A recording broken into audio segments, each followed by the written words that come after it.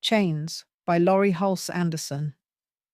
Part 1, Chapter 1. The first chapter of Chains opens with a somber, bone-chilling scene in a Rhode Island graveyard in May 1776, a setting that perfectly mirrors the grim reality of Isabel's life. Isabel and her younger sister Ruth are attending the funeral of their owner, Miss Mary Finch. For Isabel, this isn't just a moment of mourning. It is supposed to be the day of her liberation. She has lived her life under the weight of a promise that upon Miss Finch's death, she and Ruth would be granted their freedom. As the service concludes, Isabel feels a desperate, fluttering hope in her chest. She even takes a moment to visit her mother's grave nearby, whispering to the earth and asking her mother's spirit to cross the threshold of death to guide them through this transition. She expects to walk away from this cemetery as a free person, a status she believes is rightfully and legally hers. However, the atmosphere shifts instantly when she is confronted by Robert Finch, Miss Finch's nephew. Robert is the embodiment of the cold, transactional nature of the era. He has no interest in his aunt's moral obligations or her deathbed wishes. He only sees the sisters as assets to be tallied. When Isabel gathers the courage to speak up, a dangerous move for an enslaved girl in 1776, and mentions the will that contains their manumission papers, Robert treats her words with a flick of casual, agonizing cruelty. He claims that the lawyer who held the will, Mr. Cornell, has fled to Boston, a city currently paralyzed by the British blockade. Without that physical piece of paper, Isabel's claim to her own life is treated as non-existent. The dialogue in this chapter highlights the absolute powerlessness Isabel faces. She tries to argue her case with the dignity of someone who knows the truth. But Robert Finch shuts her down with the cold logic of a creditor. He views her attempt to claim freedom as an act of theft against his inheritance. The situation goes from bad to worse as Robert orders the girls to gather their meager belongings. Isabel is forced to realize that the chains of her life are not just metaphorical. They are woven into the laws and the greed of men like Robert. She barely has time to process the betrayal before she and Ruth are being shoved toward a wagon, destined for a tavern in Newport, where they will be auctioned off like livestock. By the end of the chapter, the sense of hope that opened the story has been completely extinguished, replaced by a sharp, jagged fear. Isabel is forced to leave behind the only home she has ever known and the graves of her parents. As the wagon pulls away, she is left clinging to a small packet of seeds she took from Miss Finch's garden, a tiny, physical remnant of her past, and a symbol of her hidden determination to survive. The chapter sets the stage for the rest of the novel by showing that in a world on the brink of a revolution for liberty, that liberty does not extend to Isabel or Ruth. Their journey into the heart of the conflict has begun, not as citizens, but as property. Chains by Laurie Halse Anderson. Part 1, Chapter 2. In Chapter 2, the setting shifts from the somber graveyard to the bustling, chaotic environment of Sullivan's Tavern in Newport. The transition is jarring for Isabel and Ruth, who are thrust into a world of noise, smoke, and the smell of roasting meat, a sharp contrast to the quiet life they led with Miss Mary Finch. Robert Finch wasted no time in transporting them, and the speed at which their lives are being dismantled is dizzying. Isabel is hyper-aware of her surroundings, her senses sharpened by fear and a protective instinct for Ruth. She tries to keep her sister close, sensing that their only strength lies in staying together. But the tavern is a place where human beings are treated as nothing more than commodities to be inspected over a pint of ale. The auction itself is a masterclass in humiliation. Isabel and Ruth are stood up on a table to be viewed by potential buyers. Isabel describes the experience with a raw, detached pain, noting how the men look at them as if they are checking the health of a horse or a cow. They are poked and prodded, their teeth inspected, and their muscles felt. Throughout this ordeal, Isabel maintains a mask of stony silence, a wall she builds to protect herself from the indignity of the situation. She is desperate for someone kind to buy them, someone who might respect the fact that they are supposed to be free. But the crowd at the tavern is composed of wealthy loyalists and merchants who care more about the brewing war with the rebels than the humanity of two young girls. The tension escalates when a wealthy couple from New York, the Locktons, enters the scene. Anne Lockton is a sharp, cold woman whose gaze is as biting as a winter wind, while her husband, Elihu, is a man of significant influence and even more significant secrets. The Locktons are looking for domestic servants to take back to New York City, which is currently the epicenter of political tension. There is a brief bidding war, but the Locktons' wealth easily secures the sisters. Isabel watches as money changes hands, the literal price of her soul being counted out on a wooden table. The realization that they are being taken far away from Rhode Island, away from the graves of their parents and any hope of finding the lawyer who could prove their freedom, hits Isabel like a physical blow. By the end of the chapter, the deal is finalized, and Isabel and Ruth are officially the property of the Locktons. Robert Finch disappears from their lives, having successfully traded his aunt's property for a stack of coins, without a single backward glance or a moment of guilt. As Isabel is led toward the docks to board a ship for New York, she feels the weight of the world collapsing on her. She is no longer just a girl who lost her home. She is now a pawn in a much larger, more dangerous game. The seeds she carries in her pocket feel heavier than ever, a silent promise to herself that she will find a way back to her own life, even as she is being carried across the water to a city on the verge of explosion. Chains, by Laurie Halse Anderson, Part 1, Chapter 3.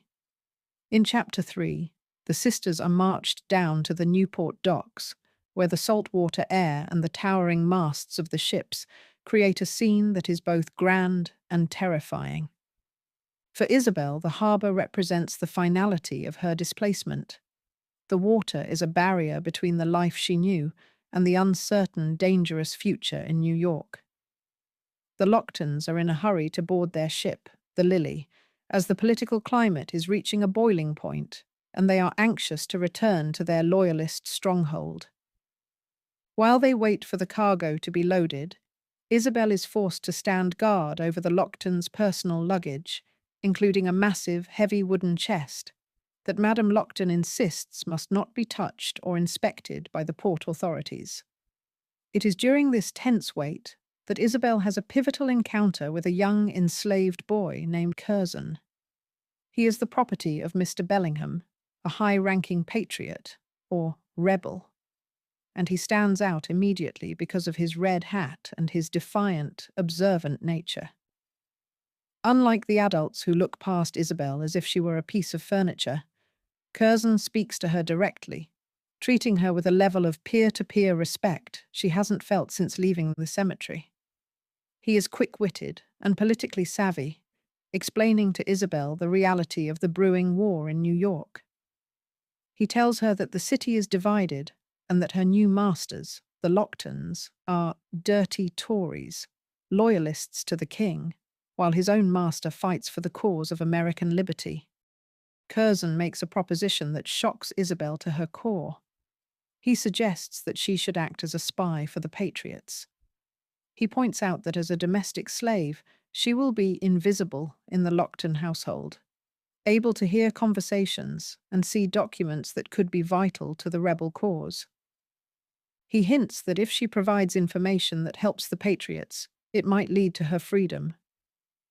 Isabel, however, is deeply skeptical and frightened. She has no interest in the white man's war. Her only goal is to protect Ruth and find a legal way to claim the freedom Miss Mary Finch already gave them. She views Curzon's suggestion as a dangerous game that could get her killed. and she initially rejects the idea of choosing a side in a conflict that seems to offer her nothing but more chains. The chapter closes with a moment of sharp conflict between Madame Lockton and the dock officials. When the officials attempt to inspect the heavy wooden chest, Madame Lockton stages a dramatic, indignant scene, claiming that it contains only her private linens and that it is an insult to her station to have them rummaged through. Her performance is successful, and the men back down, allowing the chest to be loaded onto the ship unsearched. Isabel watches this with a growing sense of unease, realizing that the chest clearly contains something much more valuable and likely illegal than clothing. As the Lily prepares to set sail, Isabel is shoved onto the boat, leaving Rhode Island behind.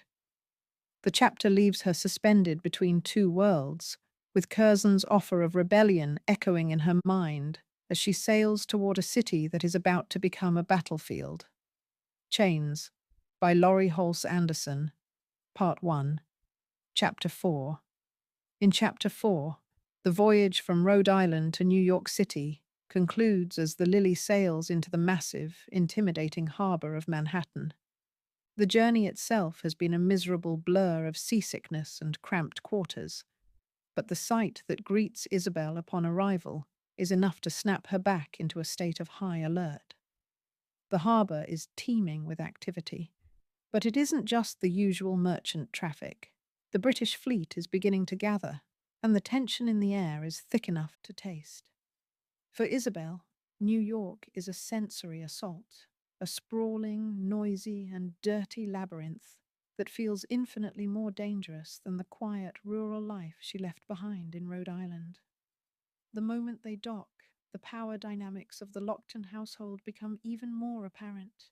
Madame Lockton is in a foul mood, her temper shortening as the heat and the chaos of the city press in on her. She treats Isabel and Ruth with a casual, biting cruelty, bark orders as they struggle to handle the luggage. As they disembark, Isabel sees the city through the eyes of an outsider. The cobblestone streets are crowded with soldiers, townspeople, and horses, all seemingly on the brink of a riot. The political divide Curzon mentioned back in Newport is now a physical reality.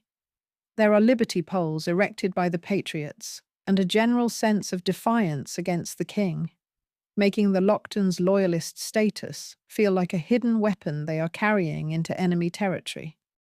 The central conflict of the chapter revolves around the mysterious wooden chest that Madame Lockton guarded so fiercely at the docks. Upon landing, the city's Committee of Safety, a group of patriots tasked with rooting out Tory conspirators, insists on inspecting the Locktons' baggage. This is a moment of extreme peril for the Locktons. Master Lockton appears nervous, but Madame Lockton once again utilizes her status and her gender as a shield. She sits directly on the chest, feigning a vapors attack and claiming she is too exhausted and ill to move. She plays the part of the fragile, insulted lady of quality so perfectly that the patriot inspectors, despite their suspicions, find it impossible to force her off the trunk without causing a public scene. Isabel watches this performance with a mixture of awe and dawning horror. She realizes that her new owners are not just wealthy snobs, they are active participants in a dangerous political conspiracy. By standing by and saying nothing, Isabel is already being pulled into their web of lies. She thinks back to Curzon's offer to spy and realizes that he was right about one thing. She is perfectly positioned to see the things the white men are trying to hide from each other. However, her fear for Ruth's safety outweighs any desire for political intrigue. She just wants to find a way to survive the day without drawing Madame Lockton's wrath. The chapter ends with the group finally moving toward the Lockton home on Wall Street. As Isabel walks through the streets of New York, she feels the chains tightening. She is in a strange city, owned by people who are hiding secrets that could get them hanged, and she is responsible for a sister who cannot protect herself. The city of New York, with its looming gallows and its divided heart, feels less like a new home and more like a trap that has just snapped shut. Chains by Laurie Halse Anderson, Part 1, Chapter 5. In Chapter 5, the grueling journey finally ends as Isabel and Ruth arrive at the Lockton mansion on Wall Street. The house is grand and imposing, a vertical fortress of brick and expensive glass that serves as a constant reminder of the Locktons' wealth and status. However, for Isabel, the beauty of the architecture is overshadowed by the suffocating atmosphere inside. As soon as they cross the threshold, they are introduced to Becky Berry, the household's head servant. Becky is a flurry of nervous energy and practical advice, a woman who has clearly learned that the secret to surviving under Madame Lockton's roof is to keep one's head down, one's mouth shut, and the silver polished to a mirror shine. Becky takes Isabel and Ruth under her wing, but her kindness is tempered by a grim realism. She wastes no time in explaining the rules of the house, which are essentially a map of Madame Lockton's volatile temperament. Becky warns Isabel that Madame is a woman of hard edges, and that any mistake, no matter how small, can result in severe punishment. As Becky leads them through the house, showing them the kitchens and the narrow, cramped sleeping quarters they will occupy, Isabel feels the vastness of the city outside being replaced by the claustrophobia of domestic service. The workload is staggering.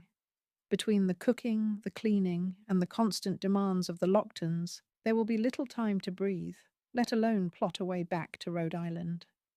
The tension in the chapter spikes when Madame Lockton makes her presence felt.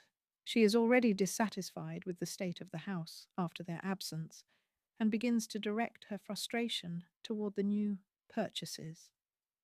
She views Isabel and Ruth not as children, but as tools that must be sharpened. Isabel is particularly protective when Madame turns her cold, scrutinizing gaze on Ruth.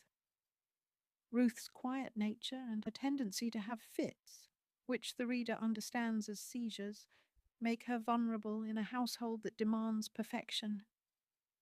Isabel realizes with a jolt of terror that she must work twice as hard to cover for Ruth's perceived deficiencies, so that Madame doesn't decide the younger girl is a useless burden. As the day winds down, Becky feeds the girls their first meal in the house, but the food tastes like ash in Isabel's mouth. She is exhausted, her body aching from the move, and her mind spinning with the complexity of her new environment. She tries to ask Becky about the political situation in New York, hoping to understand the danger the Locktons are in, but Becky shuts the conversation down immediately. In this house, political opinions are a luxury the servants cannot afford. Their only party is the one that keeps them fed and avoids the whip. The chapter ends on a haunting note of isolation. As Isabel and Ruth settle into their meager bedding, the sounds of New York City, the distant shouts of soldiers, and the tolling of church bells filter through the walls. Isabel feels more alone than ever. She is trapped in a house of loyalists, in a city occupied by patriots, with no allies and no way to prove she is free. She clutches the seeds in her pocket, the only thing she has left of her past, and realizes that the survival of her sister now rests entirely on her ability to become the invisible girl Curzon described. She must learn to navigate the hidden hallways of the Lockton house like a ghost, seeing everything while remaining unseen herself. Chains by Laurie Halse Anderson, Part 1, Chapter 6. In Chapter 6, the routine of the Lockton household begins to take shape, and Isabel quickly learns that her role is one of constant, back-breaking labor. The chapter begins with the grueling task of fetching water. Isabel is sent to the tea water pump, a specific location in New York known for its fresh water, which serves as a social crossroads for the city's enslaved population. This errand is her first real opportunity to step outside the walls of the Wall Street mansion, without the direct supervision of the Locktons or Becky. but the freedom of the walk is weighed down by the heavy yokes and buckets she must carry. At the pump, the atmosphere is a sharp contrast to the suffocating silence of the Lockton house. It is a place of whispered news and shared glances among those in bondage. It is here that Isabel encounters Curzon again.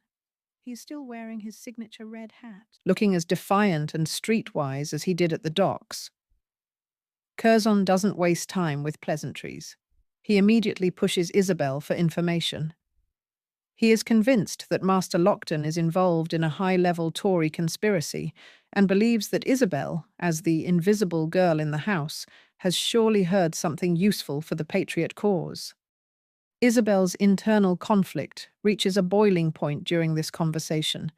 She is terrified of the consequences of spying, knowing that if she is caught, the Locktons, particularly the cold-hearted madam, would show her no mercy. However, the desperation of her situation is starting to gnaw at her. She realizes that no one is coming to save her or Ruth. The lawyer in Rhode Island is out of reach, and the legal system is stacked against her. Curzon plays on this desperation, suggesting that if she helps the rebels, Colonel Regan, a high-ranking officer in the American Army, might be able to help her find her manumission papers, or even grant her freedom as a reward for her service. The weight of her responsibility toward Ruth is what ultimately tips the scales. Isabel watches her younger sister struggling with the heavy household chores and living in fear of Madam's temper, and she realizes she cannot simply wait for a miracle. She tells Curzon about the mysterious wooden chest and the strange, hushed meetings that take place in Master Lockton's library. While she doesn't have a smoking gun yet, she agrees to keep her ears open. By making this pact with Curzon, Isabel officially crosses the line from a passive victim to an active participant in the dangerous world of political espionage. The chapter ends with Isabel returning to the Lockton house, her heart hammering against her ribs. She feels like a different person than the girl who left that morning. She is now a spy in an enemy camp, and every floorboard she polishes and every tray she carries becomes an opportunity to listen for a secret that could be her ticket to freedom. The chains are still there, but for the first time, Isabel is looking for a way to pick the lock. Chains, by Laurie Halse, Part 1, Chapter 7. In Chapter 7, the tension within the Lockton household shifts from domestic drudgery to high-stakes political intrigue. The atmosphere in the house is electric, with a nervous, suppressed energy, as Master Lockton prepares for a secret meeting with several high-ranking loyalist conspirators. Isabel is tasked with serving refreshments to these men in the library, a role that places her exactly where Curzon said she would be. In the room, but completely invisible to the powerful men discussing the fate of the colonies. As she moves silently back and forth with trays of food and wine, she realizes that the men in the room view her as nothing more than a piece of furniture, allowing them to speak with a reckless lack of caution. The meeting is led by Master Lockton and a group of wealthy, influential Tories who are deeply frustrated by the Patriot occupation of New York. Isabel listens intently as they discuss their plan to destabilize the rebel government and the Continental Army. The conversation is frantic and filled with a sense of urgency. The British fleet is sitting just off the coast, and these men are desperate to find a way to welcome the King's soldiers back into the city. The most shocking revelation comes when the men begin to discuss a massive sum of money, a bribe meant to entice Patriot soldiers to desert their posts and join the Loyalist cause.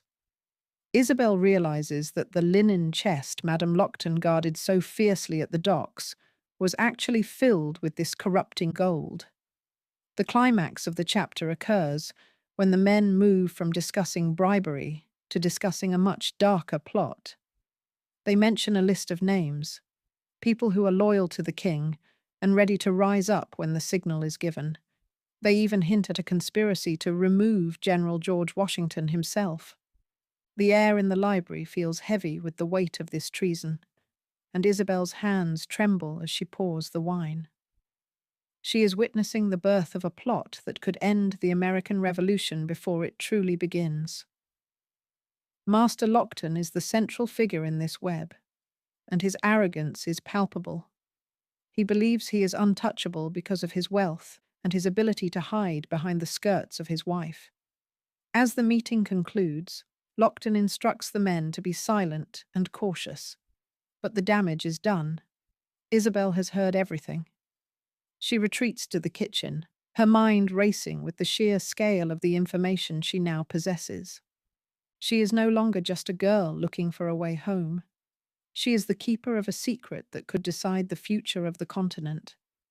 The fear that previously held her back is now replaced by a cold, sharp resolve. She remembers Curzon's promise that Colonel Regan might help her in exchange for information. She realizes that the gold in the chest and the names on the list are her only currency. The chapter ends with Isabel sitting in the dark, watching Ruth sleep and feeling the immense burden of what she must do. She knows that if she is caught, she will likely be hanged alongside the conspirators she is spying on. However, she also knows that as long as the Locktons are in power, she and Ruth will never be free. She decides that she will risk everything. She prepares to slip out of the house under the cover of night, to find Curzon and deliver the intelligence, marking the moment she truly enters the war as a soldier in the shadows. Chains by Laurie Halse Anderson, Part 1, Chapter 8. In Chapter 8, Isabel decides that the time for passive waiting is over. The secrets she overheard in the library, the bribery, the corruption, and the potential plot against General Washington are too heavy to carry. Driven by a desperate hope that this information is her literal ticket to Rhode Island and freedom, she waits until the Lockton household is asleep. The house is filled with the rhythmic snoring of the master and the heavy, oppressive silence of Madame's quarters. With her heart hammering against her ribs like a trapped bird, Isabel quietly slips out of the house into the dangerous midnight streets of New York City. The city at night is a terrifying labyrinth. New York is under a strict curfew, and the streets are patrolled by soldiers and watchmen who wouldn't hesitate to arrest an enslaved girl wandering alone. Every shadow looks like a spy, and every rustle of wind sounds like a pursuing soldier. Isabel has to navigate through the dark, avoiding the main thoroughfares, as she makes her way toward the battery where Curzon and the Patriot forces are stationed. She feels the weight of her choice with every step. She is no longer just a servant, but a runaway and a spy. If she is caught now, there will be no mercy from the Locktons or the law. When she finally reaches the Patriot camp, she is nearly intercepted by a sentry, but her persistence leads her to Curzon. He is surprised, but impressed by her bravery. He leads her through the encampment, a place of flickering campfires, the smell of wet wool, and the low murmur of tired men, to meet Colonel Regan. This is the moment Isabel has been gambling on. Standing before the colonel, she feels small and insignificant, but she speaks with a clarity born of desperation. She tells him everything: the gold hidden in the chest, the secret meetings in the library, and the plan to bribe the American soldiers. Colonel Regan listens with a grim intensity. He recognizes the value of her information, but remains a soldier first. He doesn't offer her an immediate carriage ride to freedom. Instead, he gives her a code word, ad astra, to the stars, and tells her to return to the Lockton house. He promises that if her information proves true and leads to the arrest of the conspirators, he will look into her case and the matter of her manumission papers. It isn't the ironclad guarantee Isabel wanted, but it is the only spark of hope she has. The chapter ends with Isabel sneaking back into the Lockton mansion, just as the first grey light of dawn begins to touch the sky. She manages to get back to her pallet beside Ruth without being detected. But her world has shifted. She is now an active agent for the rebels, living in the very heart of the Loyalist conspiracy. As she closes her eyes for a few minutes of restless sleep, she realizes that she has placed her life in the hands of men who fight for liberty, and she can only pray that their definition of the word eventually includes a girl like her. Chains, by Laurie Halse Anderson, Part 1, Chapter 9. In Chapter 9, the tension that has been building since Isabel's midnight run finally explodes into a chaotic confrontation. The morning begins with an unsettling stillness, but it is quickly shattered when a squad of Patriot soldiers, led by a junior officer, hammers on the front door of the Lockton mansion. They have arrived to conduct a formal search for the linen chest and the evidence of the Tory conspiracy that Isabel reported. Isabel watches from the shadows, her heart racing with a mixture of terror and triumph.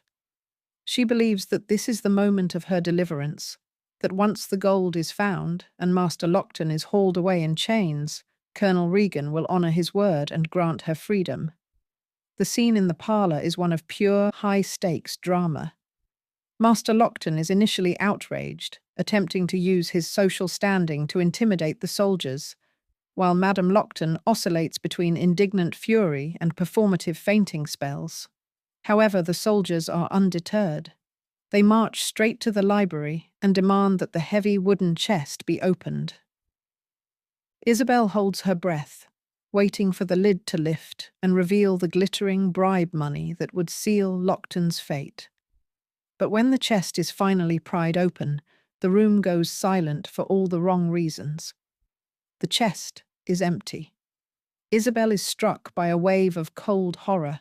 The gold is gone, and in its place are only a few innocuous rolls of linen. Master Lockton's expression shifts from fear to a smug, lethal confidence. He realized he was being watched or grew suspicious after the meeting, and he moved the money to a different location in the middle of the night. Because the smoking gun is missing, the soldiers look like fools, and Isabel's credibility with the Patriot Army vanishes in an instant.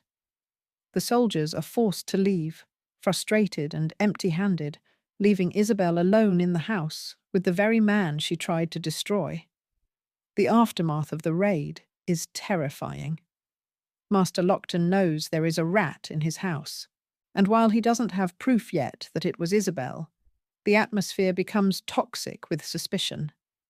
He is emboldened by his narrow escape and begins to act with even more arrogance.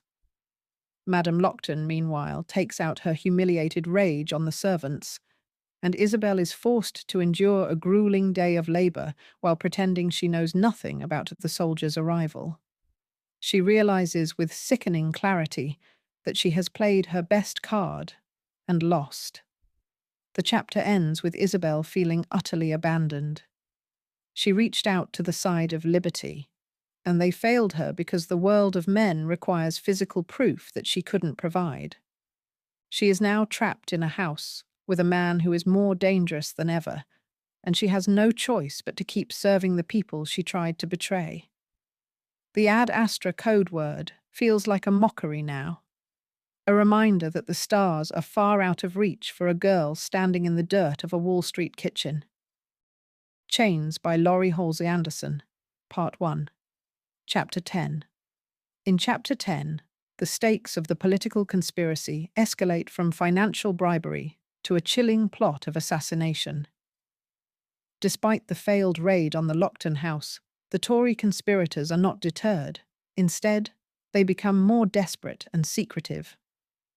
Master Lockton holds another clandestine meeting, but this time the atmosphere is far more sinister. Isabel, once again acting as the invisible servant, is tasked with serving the men while they huddle over papers in the library. She listens as they discuss a plan that goes far beyond simple desertion. They are plotting the assassination of General George Washington. The conspirators realize that as long as Washington leads the Continental Army, the rebellion will persist. They discuss the logistics of the hit, mentioning a member of Washington's own lifeguard, Thomas Hickey, who has been compromised and is willing to kill the general. Isabel stands frozen as she realizes the gravity of what she is hearing. This isn't just about a chest of gold anymore. It is about the life of the man who represents the only hope for the patriot cause. She understands that if Washington falls, the revolution ends, and any slim chance she has of finding a patriot officer to grant her freedom will vanish forever. The tension in the room is broken by a moment of personal peril for Isabel. While the men are distracted, she notices a specific piece of paper on the table, a list of the conspirators' names, including Master Lockton's. She knows that this paper is the physical proof Colonel Regan needs. However, before she can act, the meeting is interrupted by a frantic pounding at the door. One of the conspirators, a man named Mayor Matthews, arrives with news that the Committee of Safety is onto them and that arrests are imminent. The library erupts into a panic as the men scramble to destroy their documents. Master Lockton, proving his cold-blooded nature, immediately prioritizes his own survival. He begins tossing papers into the fireplace, watching as the evidence of his treason turns to ash. He orders Isabel to help clear the room, and in the chaos, she manages to catch a glimpse of the names before they disappear into the flames. Lockton is terrified. He knows that if he is caught with those documents, he will face the gallows. He makes plans to flee the city immediately, leaving Madame Lockton behind to handle the fallout and maintain the appearance of their household. The chapter ends with a sense of frantic, crumbling power.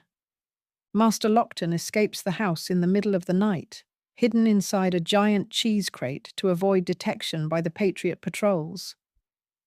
Isabel is left in a house governed now by a furious, abandoned Madame Lockton. She realizes that the plot against Washington is still in motion, even if the leaders are scattered. The weight of the secret is crushing her.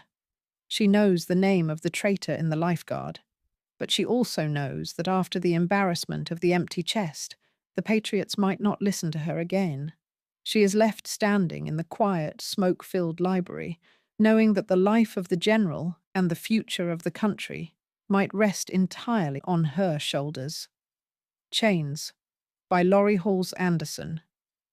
Part 1, Chapter 11.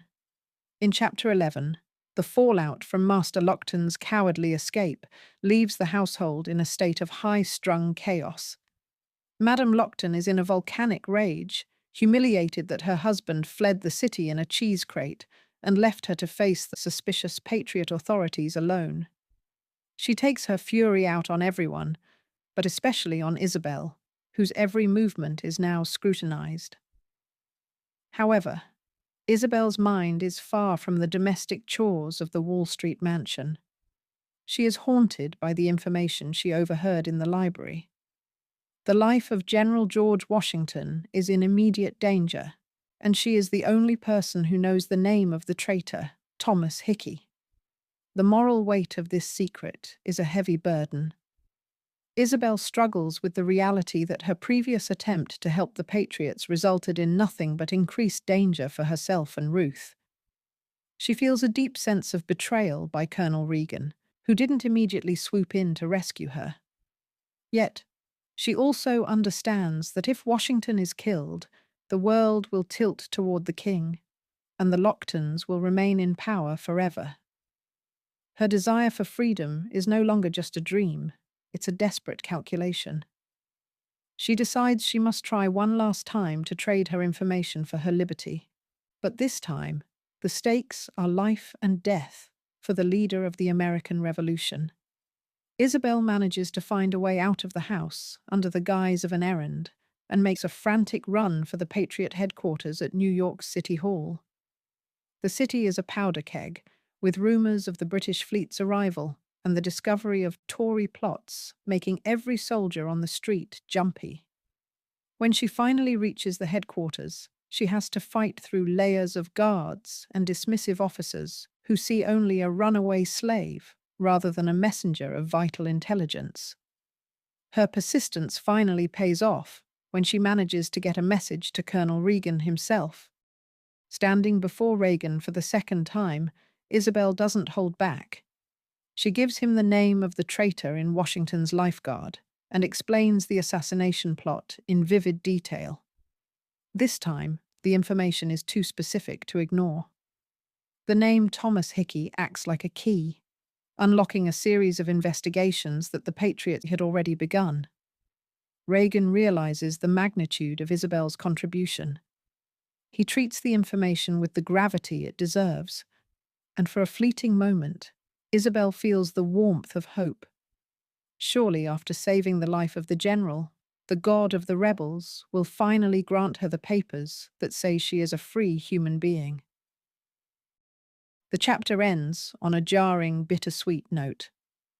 While her information leads to a flurry of activity and the eventual arrest of the conspirators, Isabel is once again sent back to the Lockton house.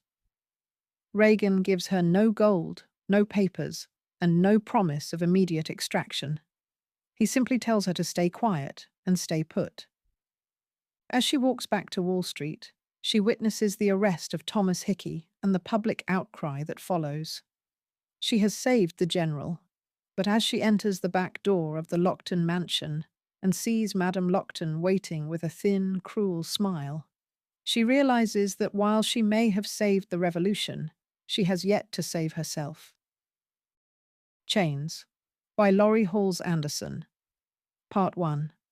Chapter 12. In Chapter 12, the atmospheric tension of New York City reaches a fever pitch as the secret plot against General Washington becomes public knowledge. The air is thick with the scent of summer heat and the grim anticipation of a public execution. Thomas Hickey, the member of the lifeguard whom Isabel helped expose, has been convicted of sedition and mutiny. The city is commanded to witness his hanging as a warning to all who would betray the American cause. Isabel is swept along with the crowds toward the gallows, and the scene is described with a visceral, haunting clarity. Thousands of people, soldiers, citizens, and the enslaved, gather in a massive field to watch the spectacle. For Isabel, the execution is a moment of profound psychological complexity. As she watches Hickey stand on the platform with the noose around his neck, she doesn't feel the triumph she expected. Instead, she is struck by the brutal reality of what happens to those who get caught in the machinery of war. She looks at the rebel soldiers cheering for the death of a traitor and realizes that these are the same men she is counting on to grant her freedom. The violence of the scene reinforces her sense of isolation. She is a girl who has saved the life of the general, yet she stands in the crowd as a ghost, unrecognized and still bound to a woman who hates her. The hanging itself is a turning point for the city's morale. As Hickey falls and the crowd erupts, there is a momentary sense that the Patriots have won a great victory. But for Isabel, the victory is hollow.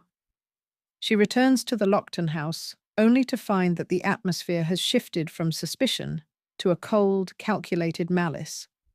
Calculated malice.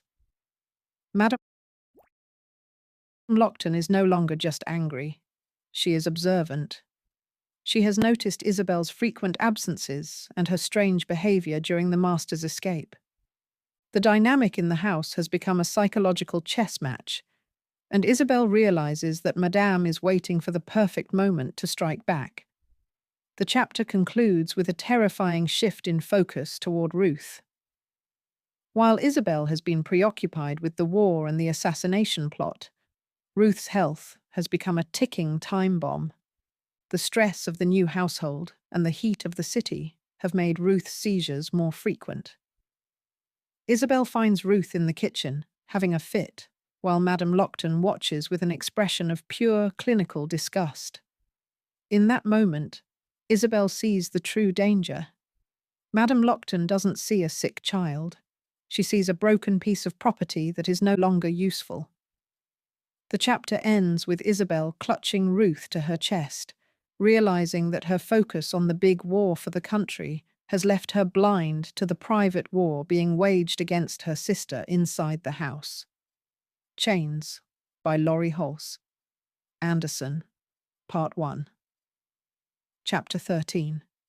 In Chapter 13, the metaphorical storm that has been brewing over New York finally breaks, and it is accompanied by the literal arrival of the British military. The chapter opens with a terrifying sight. The horizon of the harbour is filled with the white sails of hundreds of British ships.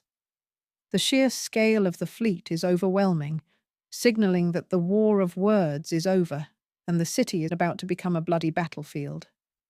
In the Lockton household, this event triggers a shift in power.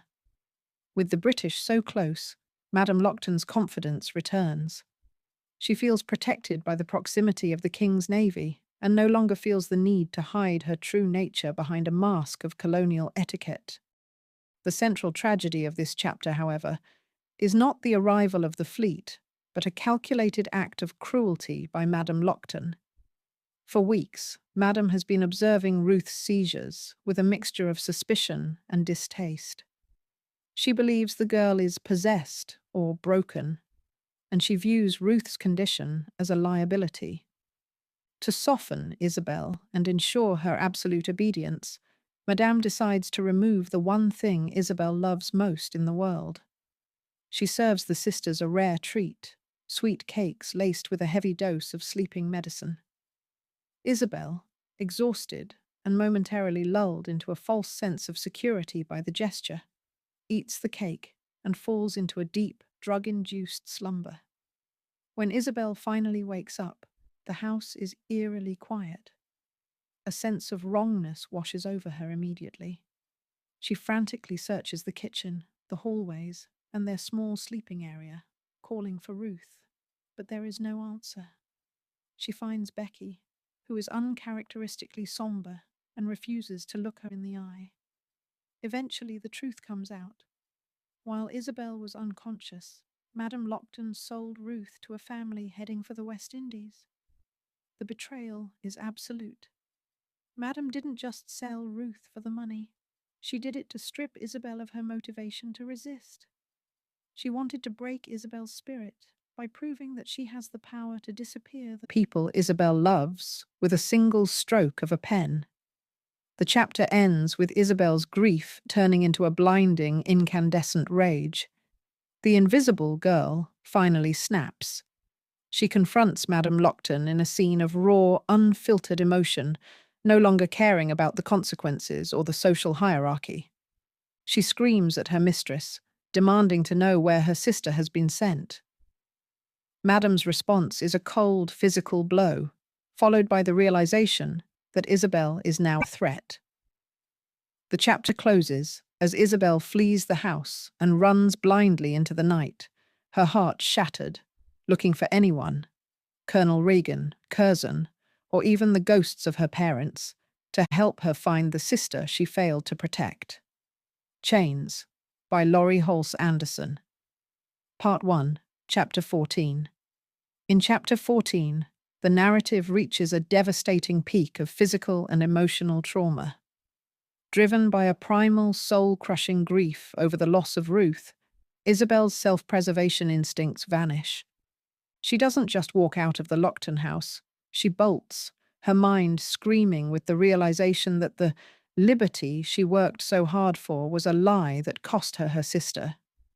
She runs through the streets of New York, which are currently a chaotic mess of soldiers and panicked civilians reacting to the British fleet, and she heads straight for the one place she thinks might still offer her justice, the Patriot headquarters where Colonel Regan is stationed. The confrontation at the headquarters is one of the most heartbreaking moments in the novel. Isabel bursts into the room, disheveled and frantic, begging Colonel Regan to help her get Ruth back. She reminds him of her service, of the secrets she traded, and the life of General Washington that she helped save. But the Ad Astra code word has lost its magic. Reagan, representing the cold bureaucracy of a revolutionary army, looks at her not as a hero, but as a piece of property that has run away from its legal owner. When Madame Lockton arrives at the headquarters with the law on her side, Regan chooses the letter of the law over the spirit of justice. He tells Isabel that he cannot interfere with a private property dispute. The betrayal is total. The men fighting for freedom hand Isabel back to her oppressor without a second thought. The punishment that follows is a visceral depiction of colonial brutality. Madame Lockton, now fully unhinged and eager to make a permanent example of Isabel's defiance, takes her to the city's dungeon. Isabel is subjected to a sham trial where she is convicted of insolence and running away. The sentence is branding. Isabel is led to the courtyard, where a crowd has gathered to watch. The description of the branding is raw and sensory. The smell of the heated iron, the smoke, and the agonizing white-hot pain as the letter I is seared into her cheek. The I stands for insolence, a permanent mark meant to label her as a rebel and a troublemaker for the rest of her life. As Isabel loses consciousness from the pain and the horror of the ordeal, the branding iron leaves more than just a physical scar. It marks the death of her childhood and her belief in the goodness of the men fighting the revolution. She is no longer just a girl looking for a will or a lawyer. She is a marked woman. However, even in this moment of absolute defeat, there is a flicker of internal resistance. While the world sees the I as a mark of shame, Isabel begins to reclaim it in her mind as a symbol of her own identity. Isabel. The chapter ends with her being dragged away, broken and scarred, but carrying a hardened, jagged core of resolve that will eventually become her greatest weapon. Chains, by Laurie Halse. Part 1. Chapter 15. In Chapter 15, Isabel wakes up in a world that is literally and figuratively blurred by pain. She has been unconscious for nearly 2 days, and her return to reality is a slow, agonizing process. She finds herself in the dark, cool cellar of the Lockton house, where the smell of damp earth and the distant sound of the city provide the backdrop for her recovery. The physical sensation of the brand on her cheek is overwhelming. It feels as though a coal is still pressed against her skin, radiating a heat that makes her entire head throb.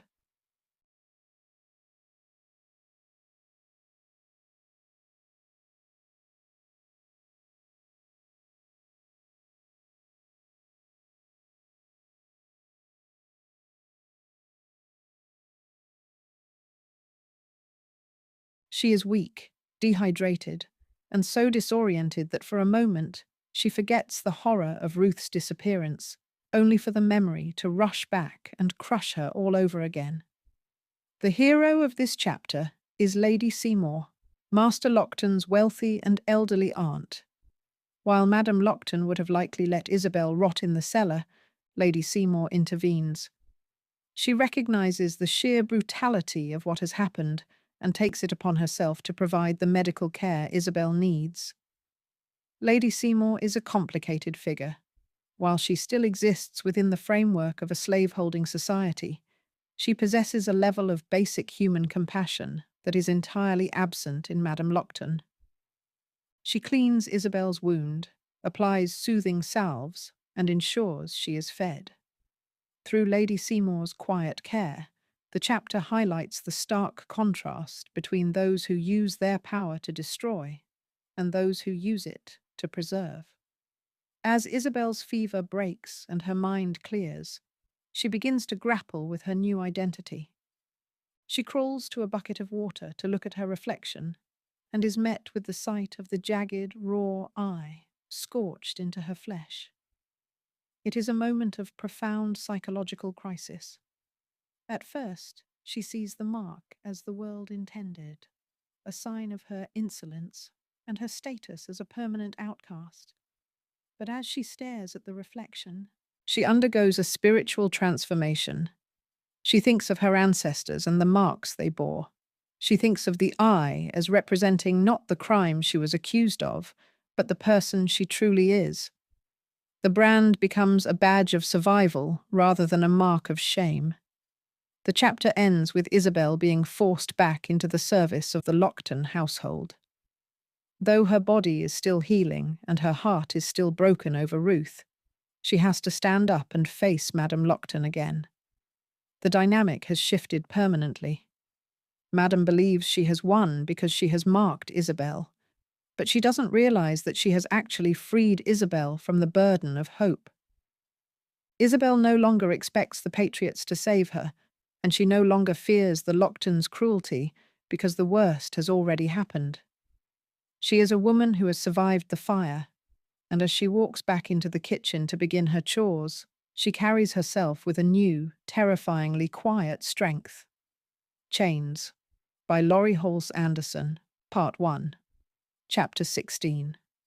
In Chapter 16, the metaphorical chains that have bound Isabel are momentarily forgotten as the literal chains of war begin to tighten around New York City.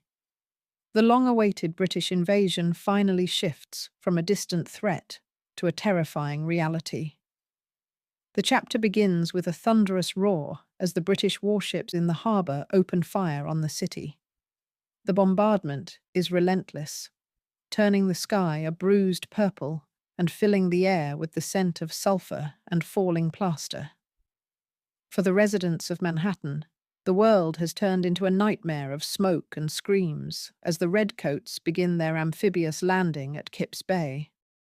Inside the Lockton household, the arrival of the British brings a twisted sense of celebration. Madame Lockton and her loyalist friends are ecstatic. They view the invading army as their liberators and the rightful restoration of order. While the city burns and Patriot soldiers retreat in a panicked frenzy, the Locktons prepare to welcome the British officers into their home as heroes. Isabel, meanwhile, moves through the house like a ghost. Her wound from the branding is still tender, a constant, pulsing reminder of her reality. She watches the liberators arrive and realizes that for an enslaved person, one army is much like another. Both fight for a freedom that does not include her. The chaos of the invasion provides a backdrop for a significant shift in Isabel's internal life. As she is sent out on errands through the crumbling streets, she witnesses the sheer scale of the Patriot defeat. The American soldiers, once so proud in their defiance, are now a ragged, retreating mass. She sees the fear in their eyes and realizes that the god of the rebels has seemingly turned his back on New York. In the midst of this turmoil, she encounters Curzon again. He is still committed to the Patriot cause, even as his world falls apart around him. Their interaction is brief but poignant. They are two teenagers caught in the gears of a global conflict, both marked by their struggle. He by his uniform, and she by the eye on her cheek. The chapter concludes with the British officially taking control of the city. The Union Jack is raised, and New York becomes a British-occupied stronghold. For the Locktons, this is the beginning of a golden era of influence. For Isabel, it is a new layer of imprisonment. She realizes that the city is now a cage within a cage. The British may be the enemies of her masters, but they are not necessarily her friends. As she stands on the docks, watching the massive British fleet dominate the harbour, she feels a profound sense of betweenness. She is not a patriot, and she is not a loyalist. She is Isabel, standing alone in a city that is changing its flags, but keeping its chains. Chains, by Laurie Halse Anderson, Part 1, Chapter 17. In Chapter 17, the physical environment of New York City transforms into a literal hellscape. Shortly after the British occupation begins, a massive fire breaks out in the middle of the night, tearing through the wooden structures of the city with terrifying speed. Isabel is jolted awake not by the sun, but by the orange glow of a city in flames. The great fire creates a scene of absolute pandemonium. The bells of the city are silent because the Patriots had removed them to melt into cannons, leaving only the screams of the terrified populace to sound the alarm. The fire is a turning point for the household, as the Lockton mansion is perilously close to the path of the destruction. Amidst the smoke and raining ash, Isabel's first instinct is survival. While the Locktons are preoccupied with saving their finery and their status, Isabel is tasked with helping the frail Lady Seymour escape her burning home nearby. This sequence is one of the most intense in the book.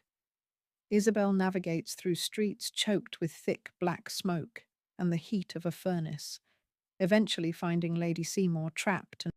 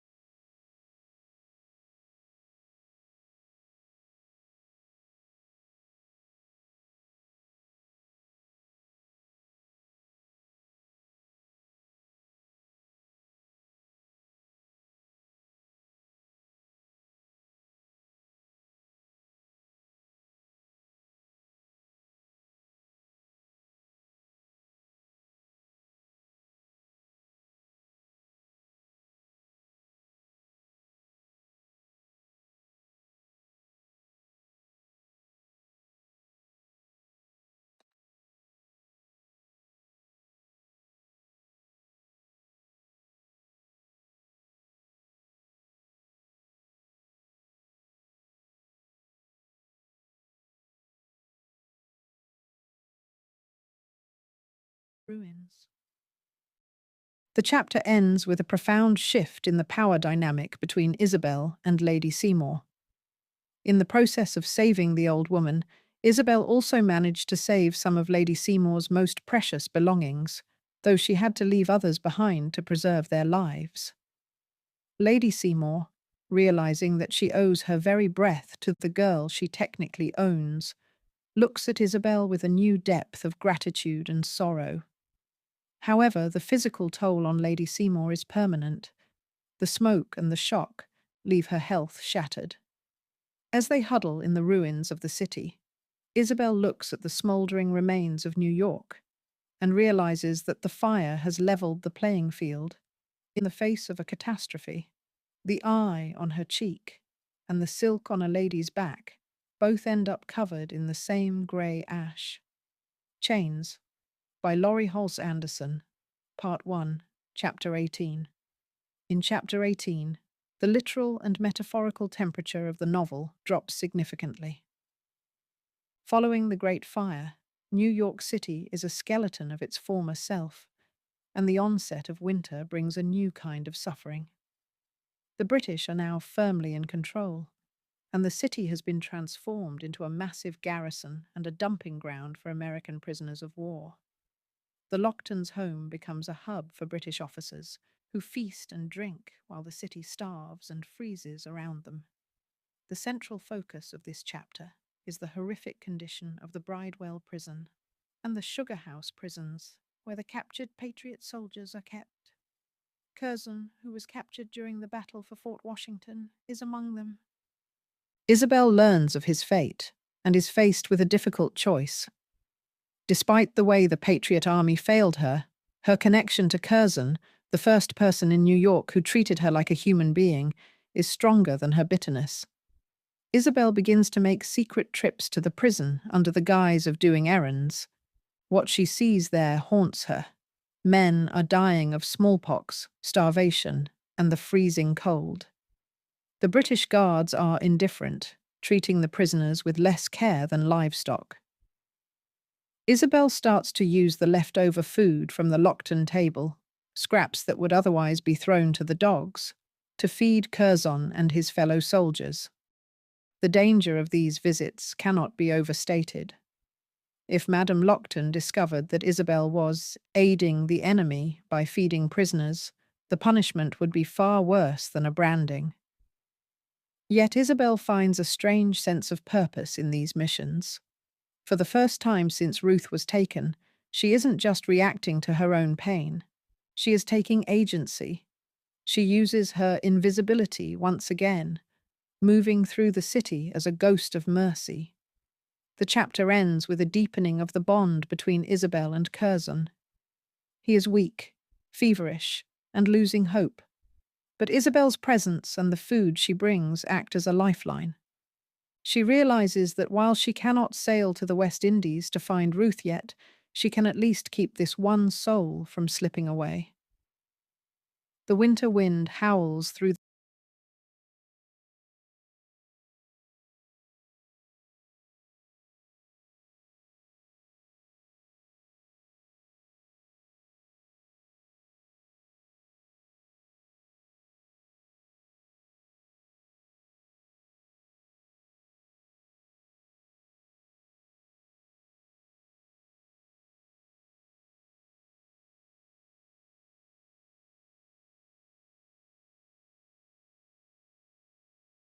the charred streets of New York.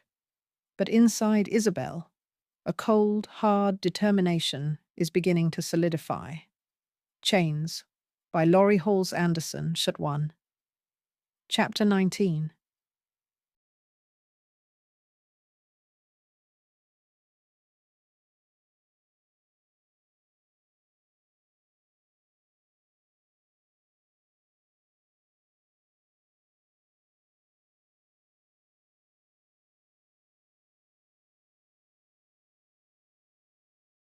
In Chapter 19, Isabel's secret life as a mother of mercy to the prisoners becomes a structured, yet increasingly perilous routine. The chapter highlights the stark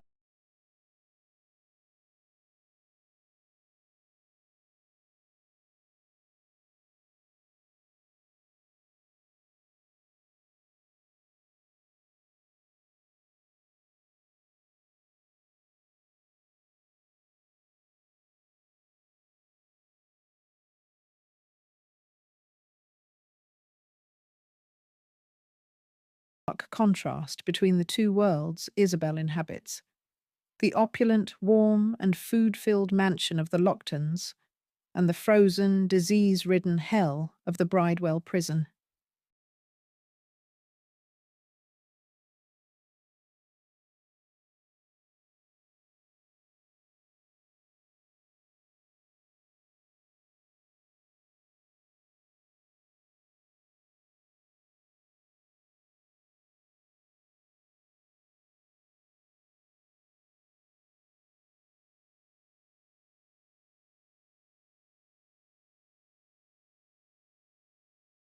Isabel continues to carry table scraps to Curzon, but her role evolves from a provider of food to a provider of hope and information. The prisoners, recognizing that Isabel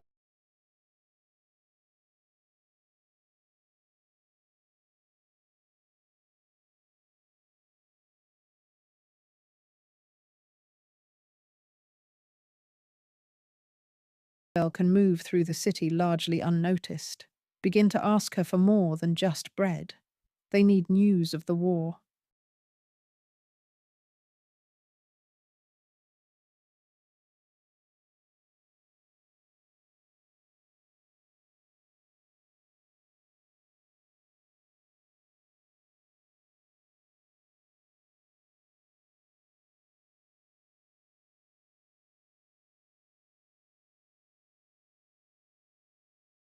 To the men in the cells, rumours are as vital as calories.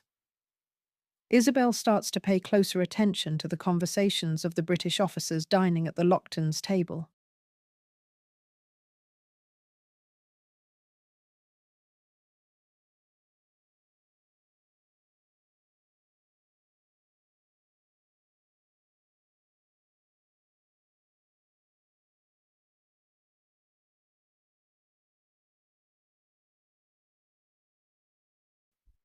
She becomes a human sieve, straining out troop movements, news of General Washington's location, and reports of British losses to carry back to the prison.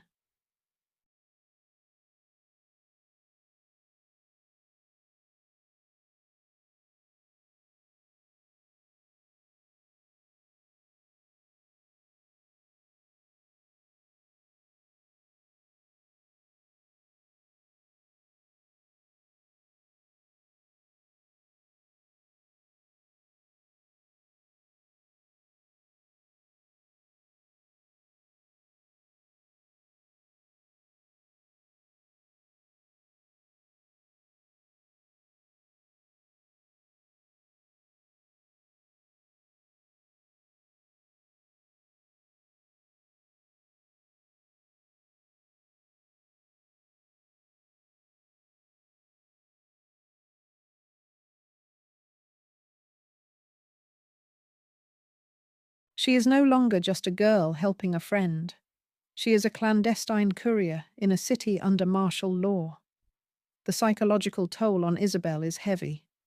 She is constantly looking over her shoulder, fearing that Madame Lockton's sharp eyes will catch her slipping away with a bucket of waste that contains hidden rolls of paper or extra.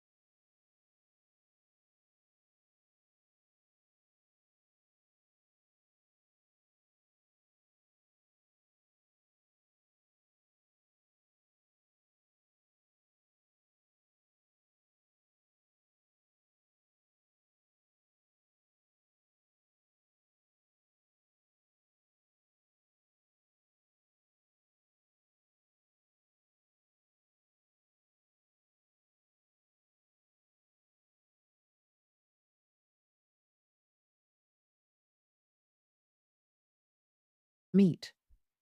Madame's suspicion remains a constant shadow. She senses Isabel's newfound defiance, but cannot quite pin down the cause. Meanwhile, inside the prison, Curzon's health continues to decline. He is suffering from a deep, racking cough and the early signs of jail fever, typhus. Isabel's heart aches to see the once vibrant boy reduced to a shivering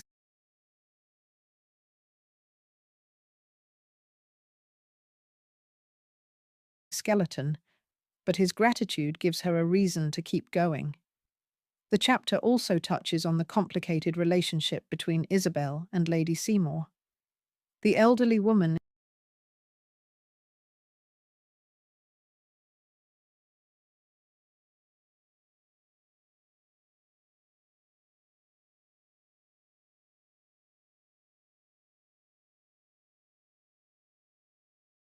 is now an invalid, confined to her bed after the fire. She clearly knows that Isabel is up to something, but she chooses to remain silent.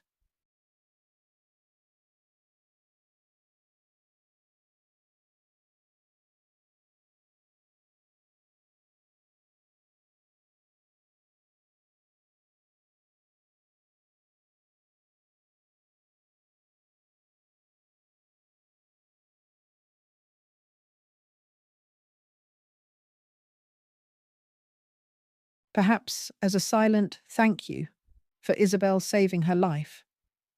This silence is a rare form of protection in a house where every word is usually a weapon. The chapter ends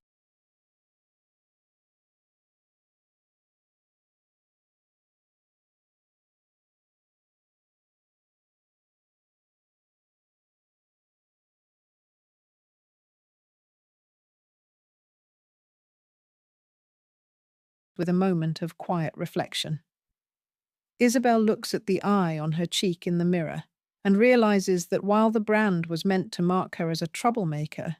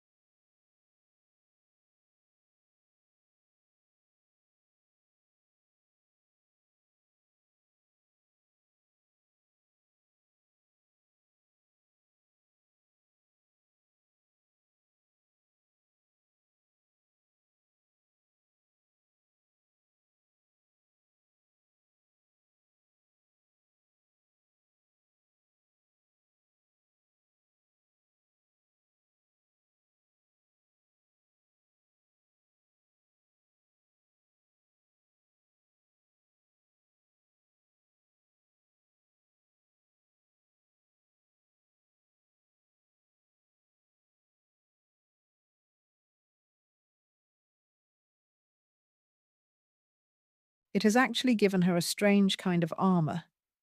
The British soldiers and loyalist citizens see the mark and dismiss her as a broken, punished girl, which allows her to be the perfect spy. She is using the very brand meant to shame her to facilitate her rebellion. Chains by Laurie Halse Anderson. Part 1, Chapter 20.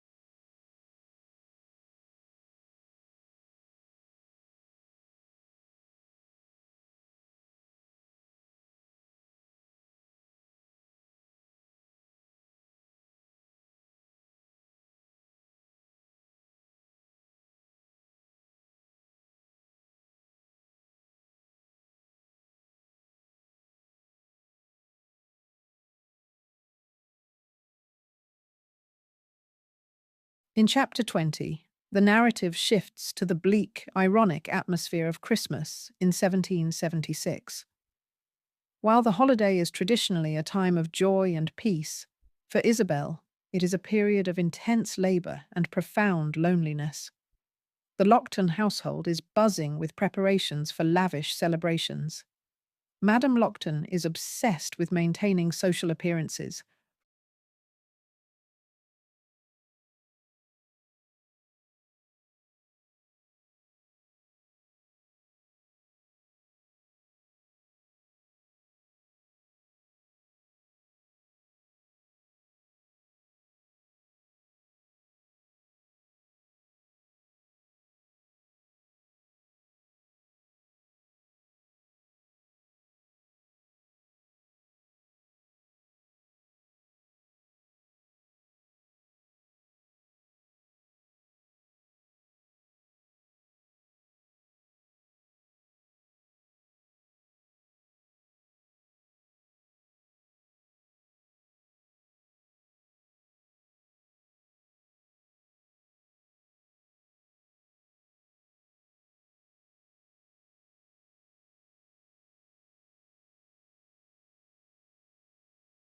forcing Isabel and the other servants to work double shifts to prepare massive feasts for British officers, even as the rest of the city suffers from the starving time brought on by the war and the Great Fire.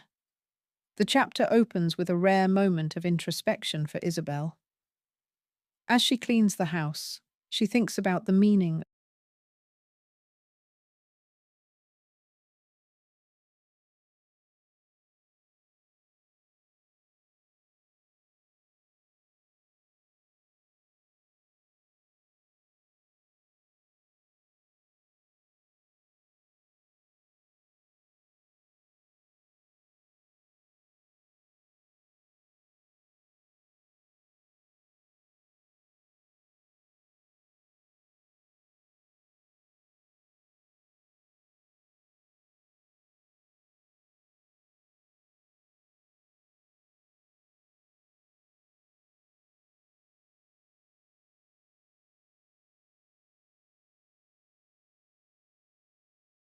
of Christmas and the memories of her mother and Ruth.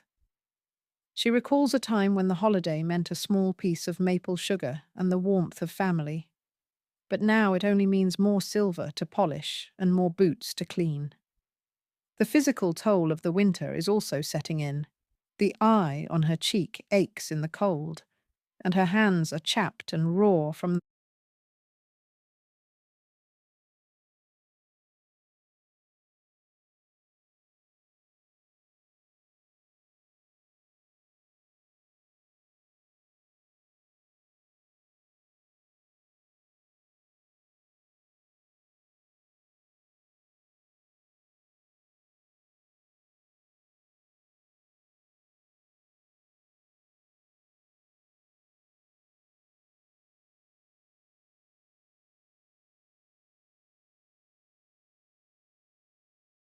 the lye soap and the icy water she must haul from the pumps.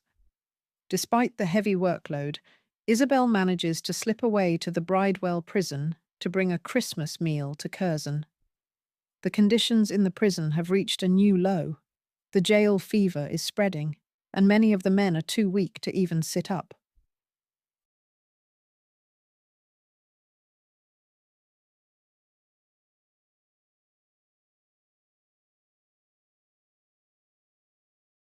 Isabel sees Curzon huddling in a corner, his red hat now a dirty, faded rag. She brings him a piece of real meat and some warm broth she managed to steal from the kitchen.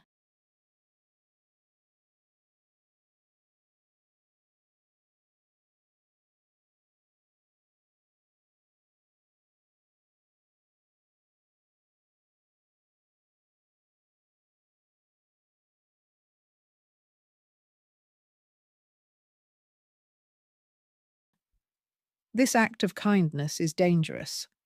The British Guards are increasingly irritable, and the threat of being caught as a rebel sympathizer is higher than ever.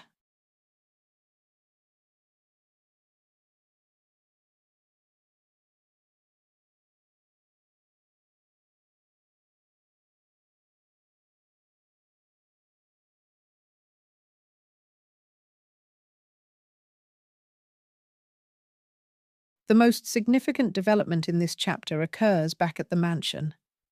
Isabel overhears a conversation between the Locktons and their guests that shatters her.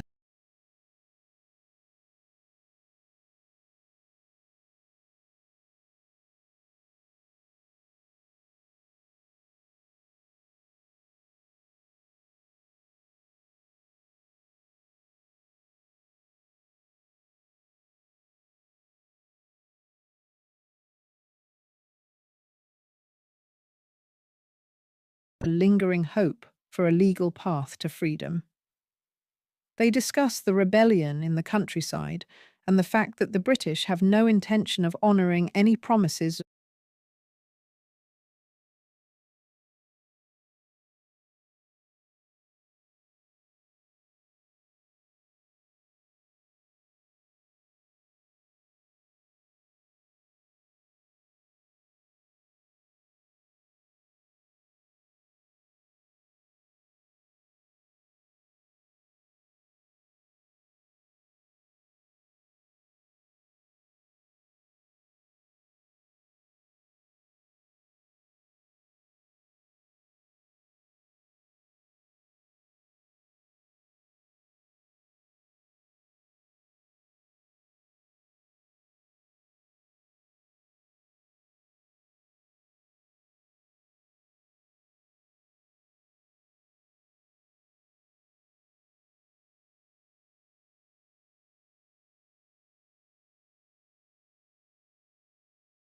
of manumission for enslaved people who help them.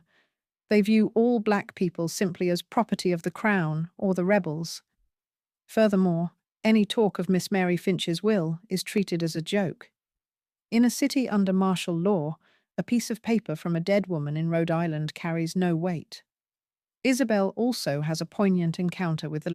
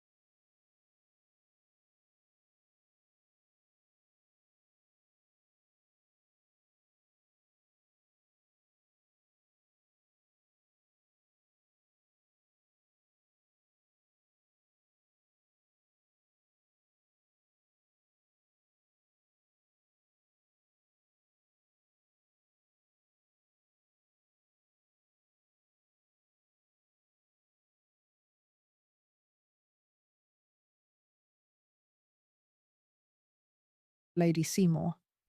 The elderly woman, realizing that she is likely dying, tries to offer Isabel a gift, a new skirt and some coins. While the gesture is kind, Isabel realizes that these material things are fool's gold. A new skirt won't find Ruth, and coins won't remove the brand from her face. Lady Seymour's kindness, while sincere,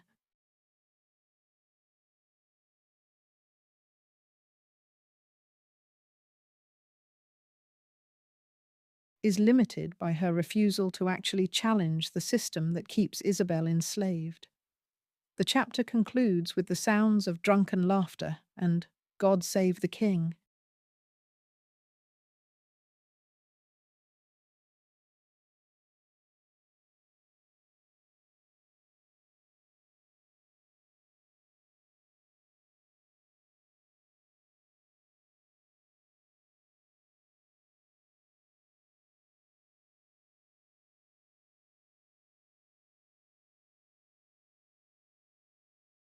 Echoing through the house while Isabel sits in the dark kitchen. She realizes that the thaw she was hoping for, a change of heart from her masters or a legal miracle, is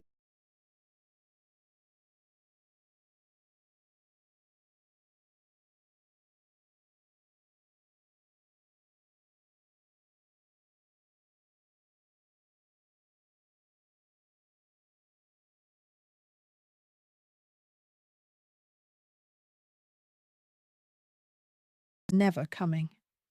The winter is just beginning, and if she wants her life back, she will have to take it by force. She stares into the embers of the kitchen fire, her resolve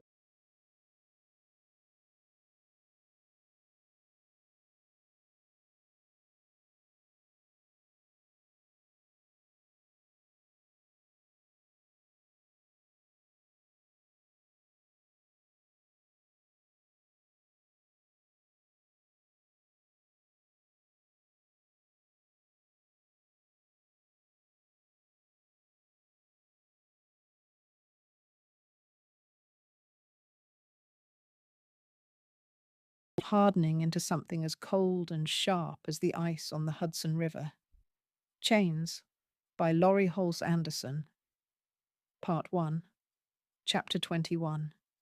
In Chapter 21,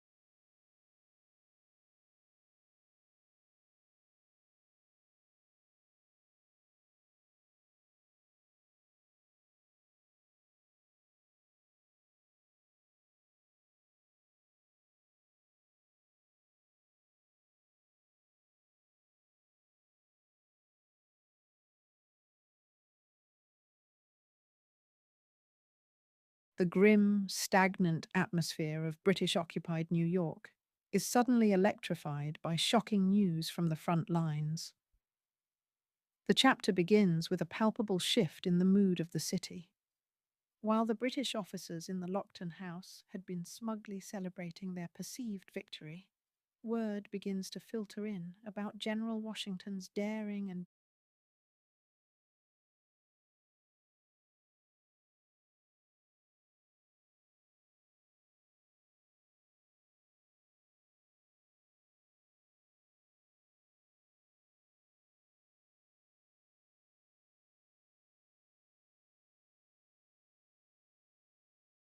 desperate crossing of the icy Delaware River on Christmas night.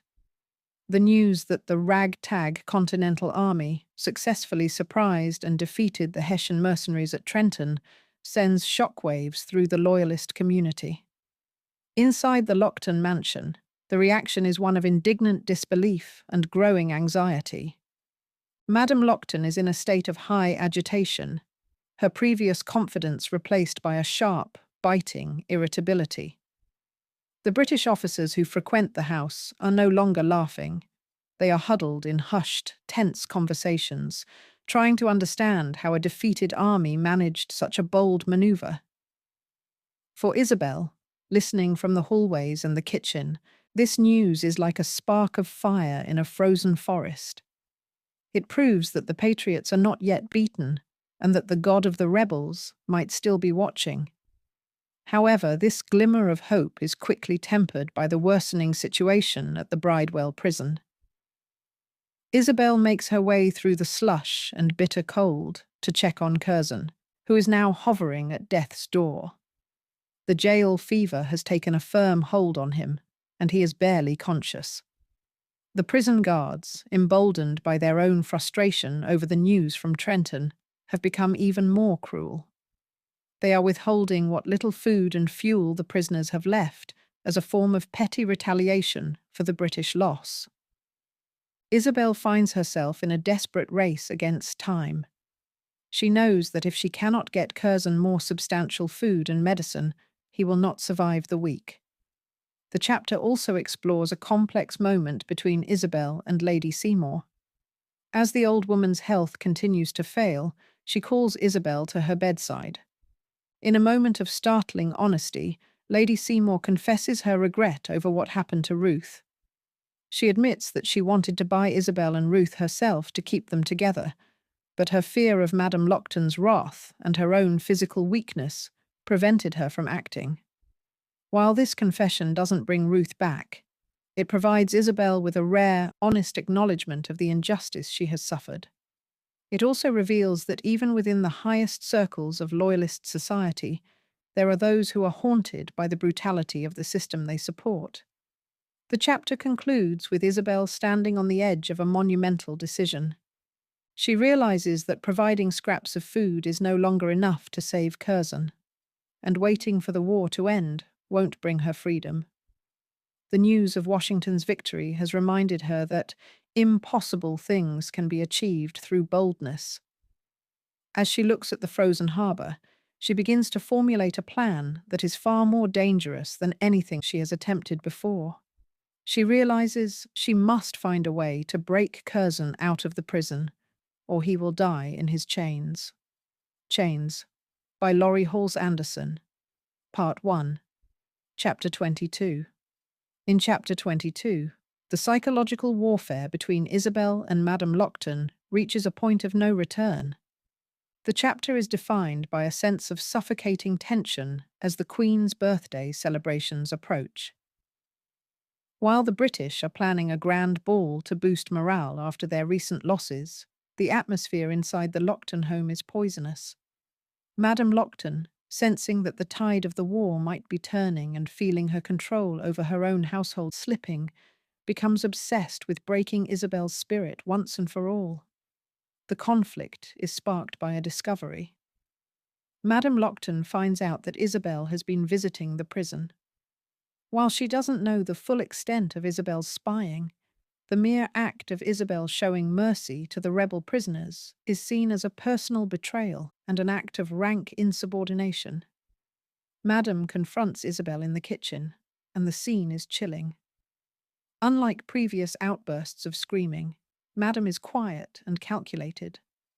She mocks Isabel's scar, calling it the mark of the devil, and threatens to sell her to a lead mine, a death sentence for any enslaved person, if she ever goes near the bridewell again. Isabel's internal response to this threat is what makes this chapter a turning point. Previously, the threat of being sold or beaten would have paralyzed her with fear. Now, hardened by the loss of Ruth and her experiences in the war-torn city, Isabel feels a cold, detached clarity. She realizes that Madame Lockton's power over her is based entirely on fear, and Isabel finds that she has very little left to lose. When Madame orders her to prepare the house for the upcoming ball, Isabel obeys, but with a silent, simmering defiance that unnerves her mistress. The chapter also highlights the deteriorating state of the city's infrastructure. The sugar house and Bridewell prisons are now so overcrowded and filthy that the stench of death wafts into the nearby streets. Isabel manages one final, extremely dangerous trip to the prison gates, only to find that the British have barred all visitors due to the raging jail fever. She sees the bodies of prisoners being hauled away on carts like logs. The sight of the red hat she gave Curzon lying in the dirt near the gate sends her into a panic. She fears he has already been taken to the dead hole, a mass grave. The climax of the chapter occurs back at the mansion during a moment of forced labour. As Isabel is polishing the banisters, Madame Lockton drops a bombshell. She reveals that she has received word from the south. She hints, with a cruel, lingering smile, that she knows exactly where Ruth is, and that she could have her brought back or made to suffer even more depending on Isabel's behavior. This revelation is the ultimate psychological torture. It gives Isabel a flicker of hope that Ruth is alive, but it also tethers her back to the Locktons in a way that feels like a new set of iron chains. The chapter ends with Isabel standing in the shadows of the grand staircase, watching the British officers and their wives arrive for the ball. The music and laughter of the loyalist elite sound like a funeral dirge to her. She realizes that as long as she stays in this house, she is a pawn in a game designed to destroy her. The chapter closes with Isabel touching the eye on her cheek and making a silent vow. She will find out the truth about Ruth, and she will get Curzon out of that prison, even if she has to burn the city down again to do it. Chains, by Laurie Halse Anderson. Part 1, Chapter 23. In Chapter 23, the narrative tension that has been building since the beginning of the novel finally reaches a boiling point. The setting is the Grand Queen's Birthday Ball, a night of peak irony where the British elite and loyalists celebrate in opulence while the city outside is a frozen graveyard of prisoners and fire victims. The Lockton mansion is ablaze with candlelight, the smell of expensive perfumes, and the sound of violins. But for Isabel, the night is defined by a singular, life-altering confrontation with Madame Lockton. The chapter begins with Isabel being forced to serve the guests. She is exhausted, her mind preoccupied with the news that Ruth might still be alive in the south. However, the mask of the obedient servant is shattered when Madame Lockton discovers a hidden scrap of paper in the kitchen. A message Isabel was intended to carry to the prisoners. Madame's reaction is not just anger. It is a psychotic break. In front of the remaining servants, and eventually in a private, violent encounter, Madame reveals the full extent of her cruelty. She admits that she lied about Ruth being in the south. She had actually sent the useless girl to an estate in the West Indies, the Caribbean, but tells Isabel this now purely to savor the girl's despair. The revelation that Ruth is thousands of miles away across the ocean acts as a catalyst. Instead of breaking Isabel, it finally severs the last thread of fear that kept her tethered to the Lockton house. When Madame Lockton, in a fit of rage, strikes Isabel and threatens to have her finished by the law, Isabel doesn't cower. She looks Madame in the eye with a cold, terrifying calm and realizes that the woman has no more power over her spirit. The physical eye on her cheek feels like it is glowing with heat. It is no longer a brand of insolence, but a brand of independence. Driven by a surge of adrenaline and a refusal to die in this house, Isabel decides that tonight is the night she leaves New York. She realizes she cannot leave Curzon behind to die in the Bridewell. She steals a pass from Master Lockton's desk. The Ad Astra code had failed her, but her own literacy and cunning would not. She fills a small bag with what few supplies she can find, including the seeds her mother gave her, and slips out of the mansion into the bitter winter night. The climax of the chapter is a daring cinematic prison break. Using the stolen pass and her knowledge of the guards' patterns, Isabel manages to gain entry to the Bridewell. She finds Curzon in a pile of near-dead men, his body wasted by fever. In a feat of incredible physical and mental strength, she half carries, half drags the unconscious boy out of the prison and toward the frozen docks. She isn't just saving a friend. She is reclaiming her own humanity by choosing to be a savior in a world that has only tried to destroy her. The chapter ends with Isabel and Curzon in a stolen rowboat on the Hudson River. The water is choked with ice floes, and the British warships loom like ghosts in the dark. Isabel rows until her hands bleed, her muscles screaming, driven by the rhythmic thought of Ruth and the distance between her and the shore. As the sun begins to rise over the Jersey shore, they are no longer property. They are fugitives, crossing the water into a terrifying but free unknown. Isabel looks at the eye on her cheek in the reflection of the water and finally knows who she is. Chains, by Laurie Halse Anderson, Part 1, Chapter 24. In Chapter 24 of Laurie Halse Anderson's Chains, the narrative reaches a terrifying peak as the Great Fire of 1776 sweeps through New York City. The chapter begins in the middle of the night, shattering the uneasy peace Isabel has maintained since the British occupation began. She is jolted awake by the frantic ringing of church bells and the acrid, unmistakable scent of smoke. The atmosphere is immediately thick with a sense of impending doom, as the city's inhabitants realize that the flames are being whipped across the wooden structures of the town by a fierce wind. The Lockton household is instantly consumed by panic, though the reactions of the characters highlight their inherent natures. Madame Lockton is driven by a selfish, frantic desperation to save her own belongings and ensure her safety, showing little concern for the servants or the city at large. Amidst this frenzy, Isabel experiences a profound moment of internal conflict. As she watches the world outside turn into an orange-hued nightmare of falling ash and screaming neighbors, the thought of escape crosses her mind. The chaos of the fire provides the perfect cover. With the streets in shambles and the authorities occupied with the blaze, she could potentially slip away unnoticed. She instinctively grabs her small bag of seeds, her only remaining connection to her mother and her past, ready to seize a chance at freedom. However, the plot takes a dramatic turn when Isabel realizes the danger facing Lady Seymour.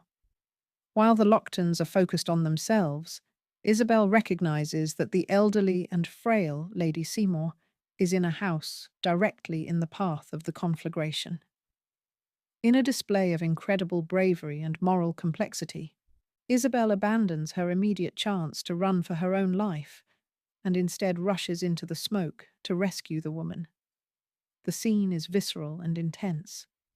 Isabel has to navigate through heat so intense it singes her hair and lungs, battling the instinct to flee for her own sake. She finds Lady Seymour terrified and struggling, and Isabel is forced to carry and drag the woman, along with a few precious trunks of her belongings, out of the crumbling, burning structure. The chapter concludes with a haunting description of the aftermath. Isabel and Lady Seymour survive, but they are left huddled in the streets, covered in soot, and witnessing the literal incineration of the world they knew. The fire has destroyed hundreds of buildings, leaving a charred scar across the city. For Isabel, the event is bittersweet. While she proved her strength and saved a life, the physical and emotional exhaustion of the night leaves her still trapped in her role as a slave. The fire serves as a powerful metaphor for the revolution itself, uncontrollable, destructive, and capable of stripping away everything but one's basic will to survive. Part 2. Chains, by Laurie Halse. Part 2, Chapter 25. In Chapter 25, the adrenaline of the Great Fire fades, replaced by a cold, suffocating reality.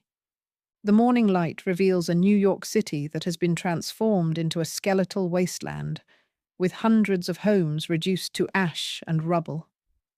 Isabel, physically exhausted and emotionally drained from her heroic rescue of Lady Seymour, finds herself standing in the ruins of what used to be a bustling neighborhood. The air is still thick with the smell of scorched wood and the bitter taste of soot, marking a somber transition from the chaos of the night to the grim struggle for survival that follows. Isabel's primary concern becomes the care of Lady Seymour, who has been severely weakened by the ordeal. The fire didn't just take the woman's home, it seems to have broken something in her spirit and body. Isabel manages to bring her back to the Lockton residence, which was spared from the flames by a narrow margin. However, the reception they receive is far from welcoming. Madame Lockton shows a chilling lack of empathy, expressing more concern over the loss of property and the inconvenience of the situation than the near-death experience of her husband's aunt. This further highlights the sharp contrast between Isabel's selflessness and the shallow, cruel nature of her owners. The dynamic between Isabel and Lady Seymour undergoes a subtle but significant shift in this chapter. There is a newfound, unspoken bond between them born of the fire. Lady Seymour is aware that she owes her life to Isabel's courage, and she expresses a quiet, fragile gratitude that feels different from the usual master-slave interactions Isabel is used to. Despite this, the reality of Isabel's status remains unchanged. She is still expected to perform her duties, even as her body aches and her lungs burn from the smoke she inhaled. The chapter emphasizes the grueling labor required to keep a household running in a city that has lost its infrastructure, as Isabel is tasked with cleaning, hauling water, and maintaining order amidst the surrounding wreckage. Furthermore, the British soldiers and loyalists begin to search for scapegoats, fueling a paranoid atmosphere. Rumors circulate that the rebels intentionally set the fire to prevent the British from using the city as a winter base. This political tension adds another layer of fear to Isabel's life, as any person of color or known rebel sympathizer is viewed with immediate suspicion. As the chapter closes, Isabel is left to navigate a world that is literally and figuratively falling apart, realizing that while the fire burned away much of the city, it did nothing to burn away the chains of her enslavement or the dangers of the ongoing war. Chains, by Laurie Halse. Part 2, Chapter 26. In Chapter 26, the physical and emotional toll of the Great Fire continues to weigh heavily on Isabel, but the focus shifts from survival to the agonizing persistence of her grief and hope. The city is a skeleton of its former self, and the Lockton household is cramped and tense. Because Lady Seymour's home was destroyed, she is now living with the Locktons, and Isabel is tasked with her constant care. Lady Seymour is a shadow of her former self, having suffered what appears to be a stroke or severe exhaustion following the fire, leaving her partially paralyzed and struggling to speak.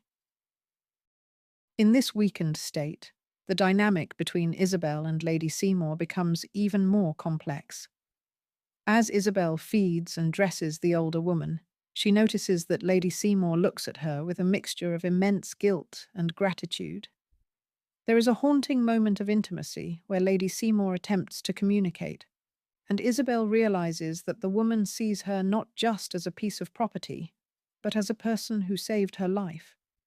However, even this kindness is tainted by the reality of their situation. Lady Seymour has the power to free Isabel, but does not, making her gratitude feel hollow to a girl who only dreams of liberty.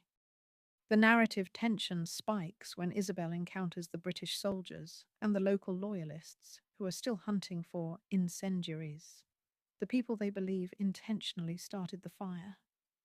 The city is under a strict military watch, and the atmosphere is thick with paranoia. Isabel's invisibility as a slave is both her shield and her curse. She hears the gossip of the soldiers and the high society loyalists who visit the Lockton house, gathering snippets of information about the war and the treatment of prisoners. The emotional core of the chapter revolves around Isabel's relentless thoughts of her sister Ruth. Even amidst the ruins of a burnt city and the demands of a demanding household, Isabel's mind constantly drifts back to the night Ruth was taken. She spends her rare moments of free time looking at the seeds she saved from the fire, wondering if she will ever have a place to plant them where they can grow in peace. The chapter emphasizes the psychological endurance required of Isabel. She must maintain a mask of obedience while her heart is breaking and her mind is plotting. As the chapter draws to a close, the arrival of winter begins to loom over New York. The fire has left thousands homeless, and the lack of resources makes life increasingly difficult for everyone, but especially for those at the bottom of the social hierarchy. Isabel realizes that the war is not going to end quickly, and that her struggle for Ruth and her own freedom will be a long, cold battle, fought in the shadows of a city occupied by an enemy that views her as nothing more than a tool. Chains, by Laurie Halse Anderson, Part 2, Chapter 27. In Chapter 27, the focus shifts from the smoldering ruins of the city to the harrowing conditions of the American prisoners of war. Winter is beginning to settle over New York, bringing a biting cold that makes the lack of food and firewood even more life-threatening.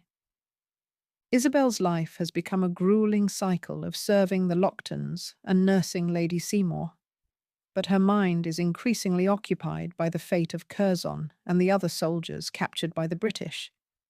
The central action begins when Isabel is sent to the market. Despite Madame Lockton's strict orders to return immediately, Isabel's conscience and her loyalty to Curzon pull her toward the Bridewell prison. The prison is a place of nightmares, a cold stone fortress where the American rebels are being kept in subhuman conditions. When Isabel arrives, she is struck by the horrific sights and smells. The men are starving, shivering in rags, and dying of smallpox and jail fever. Isabel eventually finds Curzon. The change in him is devastating.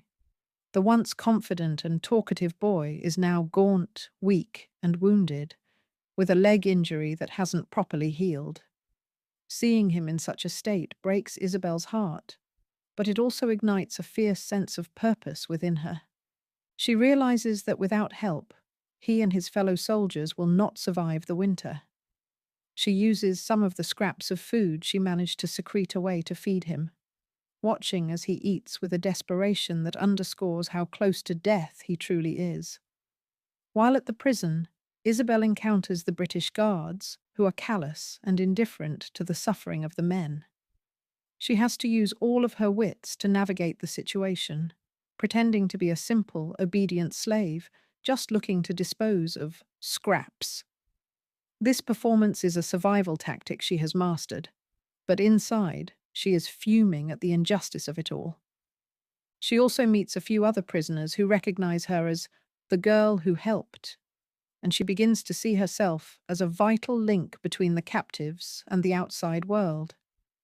The chapter ends with Isabel returning to the Lockton house, her mind racing with the danger of what she has just done. She knows that if Madame Lockton finds out she visited the prison, or worse, that she is helping a rebel soldier, the punishment will be severe. However, for the first time in a long while, Isabel feels a spark of agency. She isn't just a victim of the war or the Locktons, she is a provider and a protector. This newfound mission to keep Curzon alive gives her a reason to endure the daily humiliations of her life, even as the shadows of the war and the cold of winter grow longer. Chains, by Laurie Halse Anderson, Part 2, Chapter 28. In Chapter 28, the tension between Isabel's secret life and her duties at the Lockton household reaches a breaking point. The winter has fully set in, turning the streets of New York into a frozen landscape of mud and ice.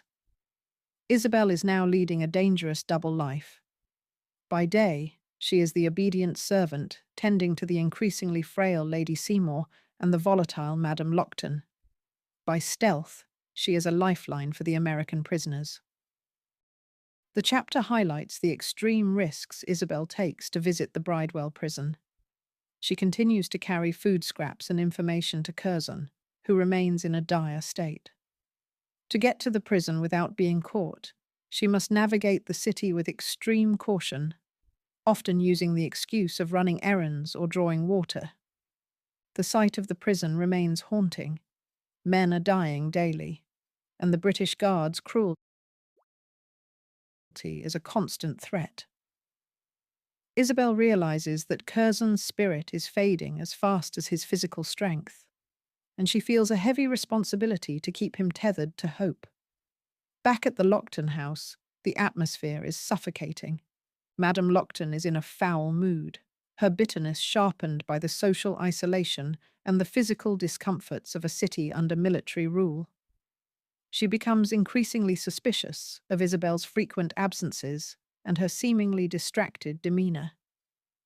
Isabel has to be incredibly careful with her facial expressions and tone of voice, knowing that a single slip-up could lead to another brutal punishment, like the branding she already bears on her cheek. A significant part of the chapter focuses on the deteriorating health of Lady Seymour. Isabel's role as her caregiver provides a thin layer of protection, as Lady Seymour clearly prefers Isabel's presence over Madame Lockton's. There is a poignant moment where Isabel realizes that the grand life of the Loyalists is also a kind of prison, filled with fear of the rebels and constant need to maintain appearances in a crumbling city. The chapter concludes with a sense of mounting dread. Isabel learns that the British are planning a major move, and the rumors of a large-scale battle or a shift in the prisoner exchange policy begin to circulate. She feels the walls closing in, as the burden of keeping Curzon alive and the pressure of Madame Lockton's scrutiny become almost too much to bear. Isabel's internal monologue reveals a girl who is no longer just trying to survive, but one who is actively resisting her circumstances, even if that resistance is quiet and hidden in the folds of her apron. Chains, by Laurie Halse Anderson, Part 2, Chapter 29. In Chapter 29, the arrival of the Christmas season brings no joy to Isabel. Instead, it heightens the contrast between the lives of the wealthy Loyalists and the suffering of those they exploit. While the Lockton household prepares for holiday festivities, the city remains a bleak, frozen shell. Isabel's life is consumed by the heavy labor of the season, polishing silver, hauling wood, and preparing elaborate meals, while her heart remains at the Bridewell prison with the starving soldiers. The chapter opens with the grim reality of the winter weather. The cold is so piercing that it feels like a physical assault, and for the prisoners, it is a death sentence. Isabel continues her secret missions to the prison, carrying what little food she can scavenge. Her commitment to Curzon has become her primary reason for enduring Madame Lockton's abuse. However, the risk of these trips increases as the British soldiers become more aggressive and the streets more treacherous. A significant portion of the chapter focuses on the internal politics of the Lockton home. Madame Lockton is determined to host a grand Christmas dinner to solidify her social standing among the British officers. She treats Isabel with renewed cruelty, viewing her as nothing more than a machine to facilitate her social ambitions. Isabel, meanwhile, is forced to witness the waste of food and warmth in the Lockton house, while knowing that Curzon and hundreds of others are freezing and eating mouldy bread just a few blocks away. The emotional climax of the chapter occurs on Christmas Eve. Isabel is sent on an errand, and despite the late hour and the danger of the patrol, she makes a detour to the prison. She brings a small treat for Curzon, a piece of Christmas meat she managed to hide. The interaction is brief and whispered through the bars, but it serves as a powerful reminder of their shared humanity. Curzon is barely hanging on, his body ravaged by the cold, yet Isabel's presence provides a flickering flame of hope in the darkness of the cell. The chapter ends on a chilling note. As Isabel returns home, she is nearly caught by a British patrol. She manages to hide in the shadows, her heart hammering against her ribs, realizing that her invisibility is her only defense. When she finally slips back into the Lockton house, she is met with the sight of the family celebrating, oblivious to the life and death struggle happening just outside their doors. The chapter reinforces the deep divide between the haves and the have-nots, and Isabel's growing realization that her freedom and Curzon's survival are inextricably linked. Chains, by Laurie Halse Anderson, Part 2, Chapter 30. In Chapter 30, the narrative tension shifts from the quiet desperation of winter to the high-stakes theatre of loyalist social life. The occasion is the celebration of Queen Charlotte's birthday, an event the Locktons intend to use to cement their status within the British military hierarchy. For Isabel, this means an exhausting increase in her workload as she is tasked with preparing the house for a grand ball, even as her body remains weary from the constant, secret trips to the Bridewell prison. The chapter highlights the sharp irony of the Loyalists' celebration. While Madame Lockton obsessively worries about the quality of the punch and the arrangement of the decorations, the city outside is still suffering from the aftermath of the fire and the deprivations of the war. Isabel is forced to serve the very officers who are responsible for the suffering of Curzon and his fellow prisoners. The mental strain on Isabel is immense. She must maintain a mask of the perfect slave, silent, efficient, and invisible, while her mind is filled with the harrowing images of the dying men in the prison. A pivotal moment in the chapter occurs during the party itself. As Isabel moves through the crowded, candlelit rooms with trays of food, she becomes an accidental spy. In her invisible state, she overhears the British officers discussing the progress of the war and their plans for the American prisoners. She learns of the shifting tides of the conflict, hearing rumors of General Washington's movements and the British frustration with the stubbornness of the rebels. These snippets of information are precious to her, as they provide a sense of the larger world beyond the Lockton walls. However, the chapter also sees a dangerous escalation in the conflict between Isabel and Madame Lockton. The Madame's temper is frayed by the pressure of the event, and she takes out her anxieties on Isabel. There is a palpable sense of physical threat throughout the night. One wrong look or a slow response could lead to a violent outburst. Despite the danger, Isabel finds small, quiet ways to assert her dignity, such as the way she carries herself, or the specific care she gives to Lady Seymour, who remains a silent witness to the household's cruelty. The chapter concludes with the end of the festivities. As the last of the carriages pull away and the candles are extinguished, Isabel is left to clean up the remains of a party she was never meant to enjoy. The silence of the house after the noise of the ball is heavy and oppressive. She is physically spent, yet she knows that her work is far from over. The chapter ends with Isabel looking out into the cold New York night, her resolve to help Curzon and find her own path to freedom, strengthened by the hypocrisy she has witnessed throughout the evening. Chains, by Laurie Halse Anderson. Part 2, Chapter 31. In Chapter 31, the atmosphere in the Lockton household remains thick with the residue of the Queen's birthday ball. But the focus shifts toward the psychological battle between Isabel and Madame Lockton. The physical toll on Isabel has reached a peak. She is sleep-deprived from the late-night festivities and the constant, back-breaking labor required to maintain the house in the dead of winter. However, the most significant development in this chapter is the shifting state of Lady Seymour and what it reveals about the power dynamics within the home. Lady Seymour's health continues to decline, and she suffers another fit or stroke. This medical emergency creates a frantic environment.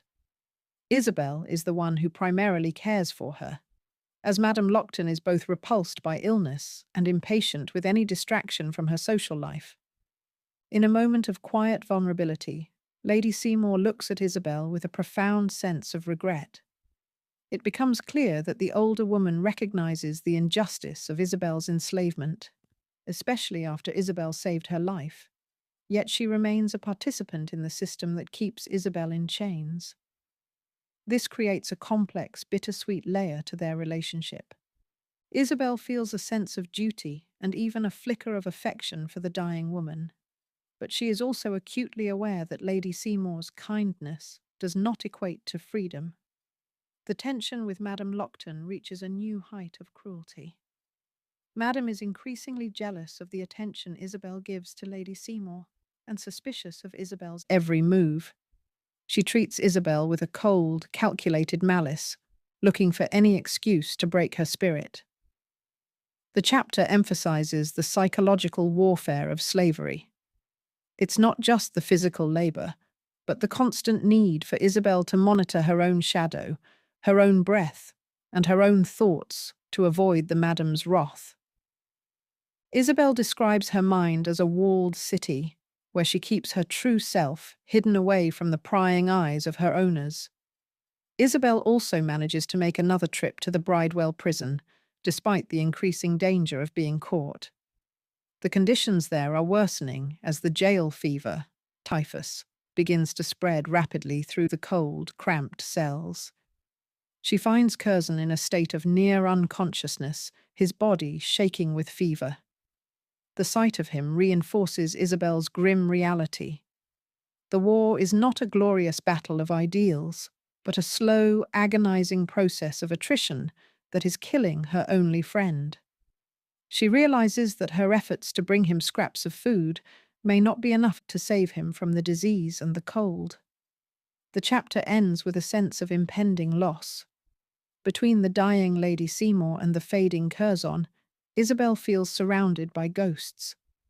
She is more alone than ever, yet this isolation begins to forge a harder, more determined version of herself. She understands that no one, not even the kind Lady Seymour, is going to hand her the keys to her freedom. If she is to survive and find Ruth, she will have to be the architect of her own escape. Chains, by Laurie Halse Anderson. Part 2, Chapter 32. In Chapter 32, the focus shifts toward a glimmer of hope and a new tactical mission for Isabel. The news of General Washington's surprise victory at the Battle of Trenton begins to ripple through New York. While the Loyalists and British officers are shaken and angered by the rebels' success, the news acts as a shot of adrenaline for Isabel. It reminds her that the British are not invincible, which bolsters her resolve to keep Curzon alive. The primary conflict of the chapter revolves around Isabel's continued visits to the Bridewell prison. She discovers that the prison conditions have shifted. The British are becoming more frustrated and, consequently, more erratic. During one of her visits, Isabel is approached by an American officer, a prisoner who has been granted some parole or freedom to move within the city to help manage the suffering of his men. He recognizes Isabel's bravery and asks her to become a messenger. This is a turning point for Isabel. She is asked to carry messages between the prisoners and the hidden network of American patriots still in the city. Initially, Isabel is hesitant. She knows that being caught as a spy would lead to a far worse fate than a beating. It would mean the gallows. However, the officer offers her a small amount of money, and more importantly, the chance to be part of something larger than herself. He appeals to her sense of justice and her loyalty to Curzon. Back at the Lockton house, the situation remains precarious. Madame Lockton is in a state of high agitation due to the news of the British defeat at Trenton. She takes her frustrations out on the servants, and the house feels like a powder keg ready to explode. Isabel has to balance her new role as a courier with the constant, grinding demands of the household. She uses the pretext of running to the tea water pump, a common gathering place for servants and slaves, to exchange information and keep her eye on the movements of the British. The relationship between Isabel and Lady Seymour continues to be a focal point of quiet tension. Lady Seymour is failing fast, her speech nearly gone, but her eyes remain sharp. She watches Isabel with a knowing look, as if she senses the secret life Isabel is leading. Despite her loyalty to her own class, Lady Seymour does nothing to betray Isabel, creating a strange, silent alliance between the two women. The chapter ends with Isabel successfully delivering her first message. The act of defiance gives her a sense of power she hasn't felt since before she was branded. She realizes that while her body is owned by the Locktons, her mind and her actions are becoming her own. She is no longer just a victim of the war. She is an active participant in it. Chains, by Laurie Halse Anderson, Part 2, Chapter 33. In Chapter 33, the tension in New York City reaches a fever pitch as the war of information intensifies. Isabel is now fully entrenched in her role as a secret courier for the American prisoners. She has moved beyond simply being a provider of food. She is now a vital link in the rebel intelligence network. The weight of this secret is immense, making every interaction within the Lockton household feel like a walk across a thin layer of ice. The chapter highlights the extreme risks Isabel takes while moving through the city. She uses her identity as a simple slave to her advantage, knowing that the British soldiers often speak freely around her, assuming she is either too unintelligent to understand or too powerless to care. This social invisibility allows her to gather critical details about troop movements and the morale of the British forces. When she delivers these messages to the rebel contacts, she feels a surge of purpose that counters the daily humiliations she suffers at the hands of Madame Lockton. The situation at the Lockton home becomes even more claustrophobic. Madame Lockton's suspicion is at an all-time high. She is a woman on the edge, her nerves frayed by the news of rebel successes and the constant threat of an American counterattack on the city. She watches Isabel with hawk-like intensity, looking for any discrepancy in her schedule or any change in her demeanor. Isabel has to exert incredible self-control, keeping her eyes downcast and her voice monotone, even as her mind is racing with the high-stakes information she is carrying. A poignant thread in this chapter is Isabel's visit to the tea water pump. This location serves as the information hub for the enslaved population of New York. Here she interacts with other black men and women who are also navigating the complexities of the war. They share rumors, warnings about which streets are being patrolled, and news from the front lines.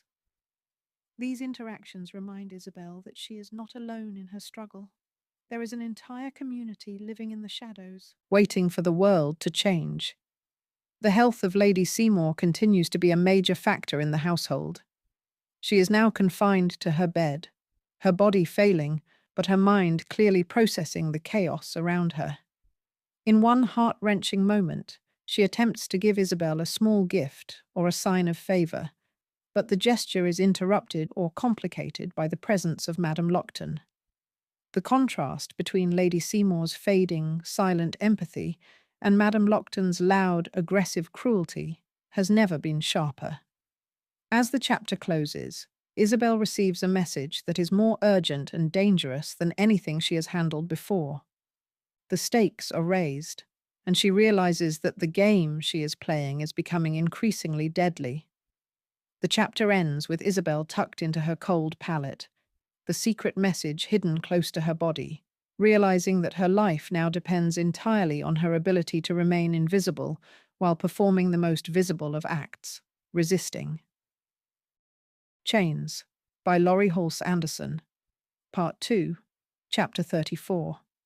In Chapter 34, the arrival of January 1777 brings a bitter, bone-deep cold to New York, and with it, a terrifying escalation in Isabel's personal war.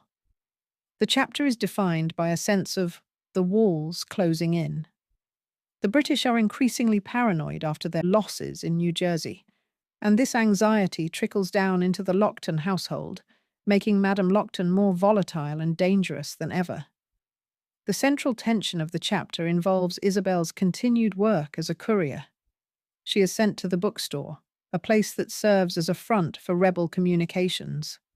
While there, she receives a book that contains a hidden message for the prisoners. The stakes have reached a point where Isabel is no longer just carrying scraps of food. She is carrying military intelligence that could get her hanged. Every creak of the floorboards and every sidelong glance from a British soldier feels like a death sentence. The situation with Lady Seymour reaches a critical juncture.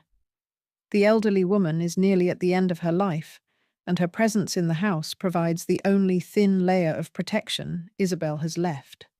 In a moment of profound vulnerability, Lady Seymour tries to speak to Isabel about the night of the fire. Through her halting, laboured breath, it becomes clear that Lady Seymour is plagued by guilt. She admits, in her own way, that she should have done more to help Isabel and Ruth. She gives Isabel a heavy coin purse, a gesture that is both a thank you for saving her life and a pathetic attempt to atone for the sin of participating in Isabel's enslavement.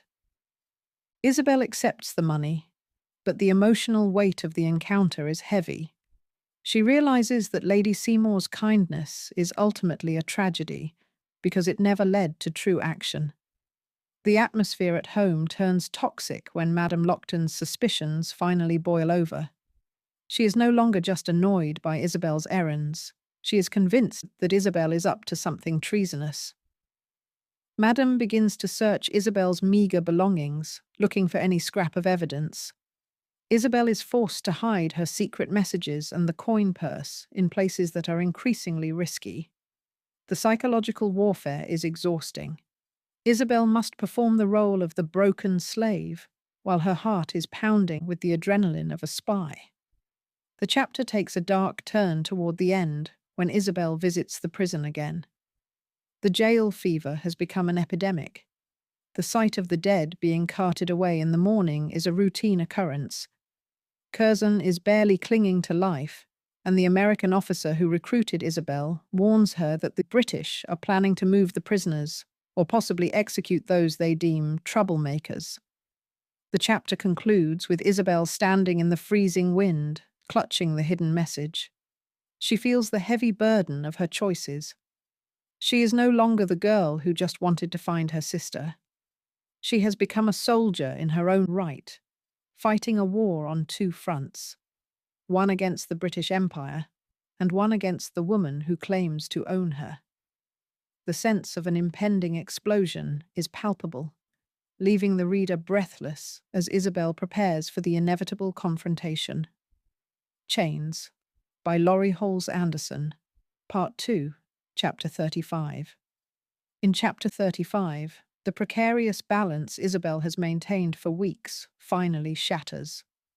The chapter is marked by a sense of suffocating dread that culminates in a violent confrontation between Isabel and Madame Lockton. triggered by the intersection of Isabel's secret rebel activities and Madame's bottomless cruelty. The chapter begins with the death of Lady Seymour. Her passing is a pivotal moment. She was the only person in the Lockton household who treated Isabel with a shred of humanity, and her presence had acted as a physical and moral shield against Madame's worst impulses. With Lady Seymour gone, Isabel is left entirely vulnerable. Madame Lockton's grief is non-existent. Instead, she is immediately consumed by greed, searching the dead woman's room for valuables and the coin purse she suspects was given to Isabel. The tension reaches a breaking point when Madame Lockton finally discovers Isabel's secret connection to the rebel prisoners. Whether through her own snooping or a tip-off, Madame finds evidence of Isabel's visits to the Bridewell. The psychological warfare that has defined their relationship for dozens of chapters turns into a physical and verbal explosion. Madame Lockton's rage is not just about the war, it is about her inability to fully own Isabel's spirit. She confronts Isabel in the kitchen, and the scene is harrowing. During this confrontation, Madame Lockton reveals a piece of information that is more devastating to Isabel than any physical blow. She tells Isabel that she knows where Ruth is, or rather, where she sent her. This revelation is a calculated act of psychological torture. Madame taunts Isabel with the idea that Ruth is nearby, on an estate in Charleston, shattering Isabel's long-held hope that her sister was safe or that their reunion was imminent. In her fury, Madame Lockton attempts to burn Isabel's most precious possession, the packet of seeds she has carried since Rhode Island. The violence escalates as Madame Lockton strikes Isabel with a heavy riding crop. The physical pain is intense, but it is the cold realization of Madame's true depravity that finally breaks the last of Isabel's internal restraints. For the first time, Isabel does not just endure the blow, she feels a shift in her soul. The walled city of her mind is no longer just a place to hide. It becomes a fortress from which she decides to launch her final escape. The chapter ends with Isabel locked in the dark cellar, battered and bruised. The darkness of the cellar mirrors the hopelessness of her situation, yet in that darkness, a new clarity emerges. She realizes that as long as she stays in the Lockton house, she will eventually be killed or broken beyond repair. The news about Ruth, intended to crush her, instead gives her a destination. The chapter concludes with a sense of grim finality. The bridge has been burned, and Isabel's life as a submissive servant is over. Chains by Laurie Halse Anderson, Part 2, Chapter 36. In Chapter 36, the story transitions from the psychological torment of the previous chapter into a high-stakes, action-oriented sequence of escape. Isabel begins the chapter locked in the potato cellar, the site of her deepest despair and physical pain. However, the revelation about Ruth's location in Charleston has acted as a catalyst. Instead of breaking her, the news has ignited a cold, calculated fury. Isabel realizes that she can no longer wait for a legal path to freedom or for the kindness of people like Lady Seymour. She must seize her life with her own hands. Using the strength born of desperation, Isabel manages to break out of the cellar. The house is quiet, as the Locktons are distracted by the aftermath of Lady Seymour's death and their own social maneuvers. Isabel moves through the kitchen like a ghost, gathering essential supplies. She takes a loaf of bread, some cheese, and, most importantly, she secures her pass, the paperwork that identifies her. In a moment of powerful symbolic and practical reclamation, she uses a pen to alter the document, changing her name. She chooses the surname Gardner, a name that honors her mother and her own connection to the earth and growth, effectively self-emancipating through the stroke of a pen. Before she leaves the house, she makes a final stop in the upper rooms to take back what is hers. She finds the money Lady Seymour left for her, which Madame Lockton had tried to hide. With the coin purse and her seeds tucked safely into her clothes, she slips out into the freezing New York night. The city is under a strict curfew, and the streets are crawling with British patrols, making every shadow a potential trap. Isabel's escape is not just for herself. Her resolve remains tied to Curzon. She knows that if she leaves him in the Bridewell prison, he will surely die of fever or starvation. She navigates the treacherous icy docks and makes her way to the prison.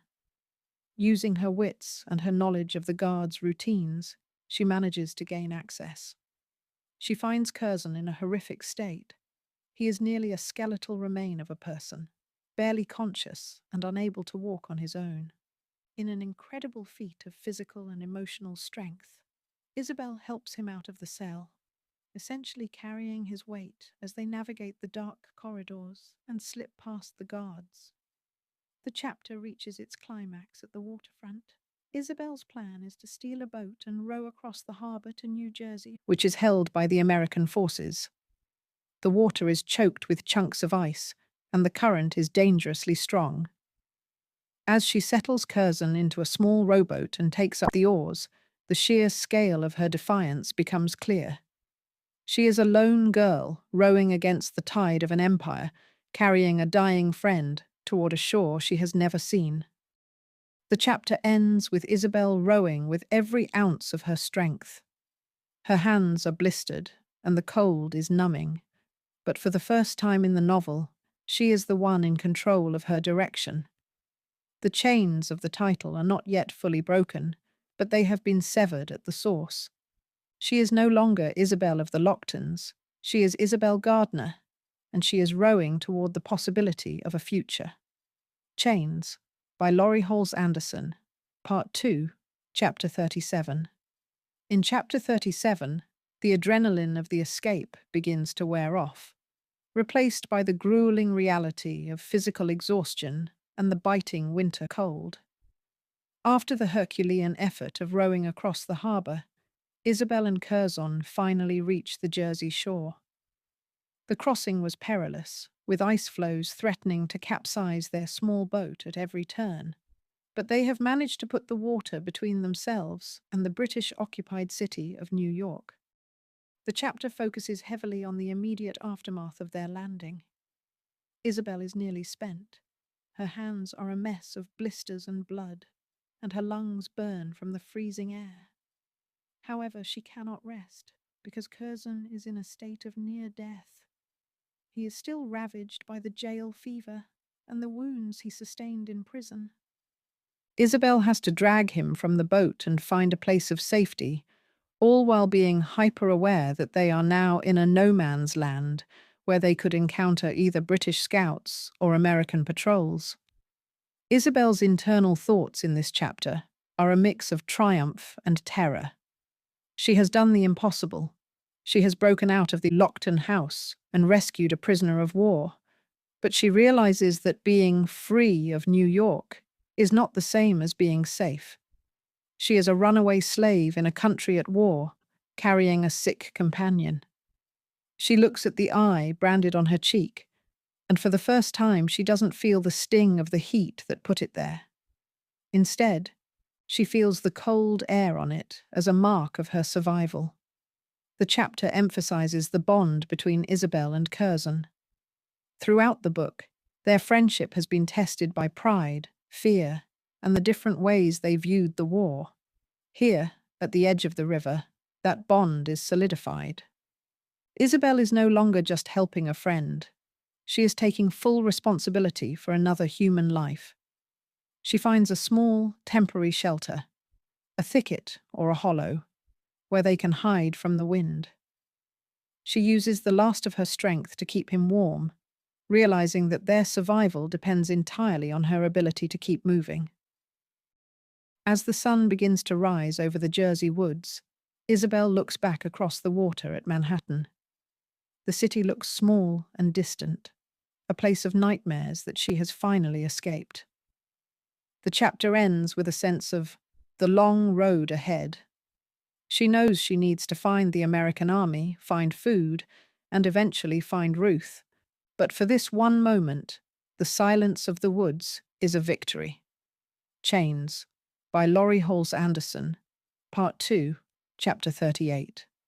In Chapter 38, the immediate relief of reaching the Jersey shore is quickly overshadowed by the harsh reality of their situation. Isabel and Curzon are not yet safe. They are two exhausted, freezing runaways in a territory crawling with soldiers from both sides of the conflict. The chapter highlights the grueling physical toll of their journey as Isabel struggles to find a path through the dense, snow-covered woods of New Jersey. The primary conflict in this chapter is survival against the elements. Curzon is barely conscious and unable to walk on his own, forcing Isabel to practically carry him. Every step through the deep snow is an agonizing effort. Isabel's internal monologue reveals her growing anxiety. While she has escaped the physical walls of the Lockton house, she is now trapped by the vastness of the wilderness and the limitations of her own strength. The cold is a constant predatory force, and Isabel knows that if they stop for too long, they will succumb to hypothermia. As they move, Isabel's senses are hyper-alert. She listens for the sound of horses or the heavy tread of boots, terrified of running into a British patrol that would return them to New York and certain death. Her thoughts are a frantic swirl of her past and her potential future. She thinks of the seeds in her pocket, wondering if the soil of New Jersey is any more welcoming than that of New York. She also reflects on her new identity as Isabel Gardner. The act of naming herself has given her a psychological armor, but it doesn't provide warmth or food. The relationship between Isabel and Curzon takes on a more protective, almost maternal tone here.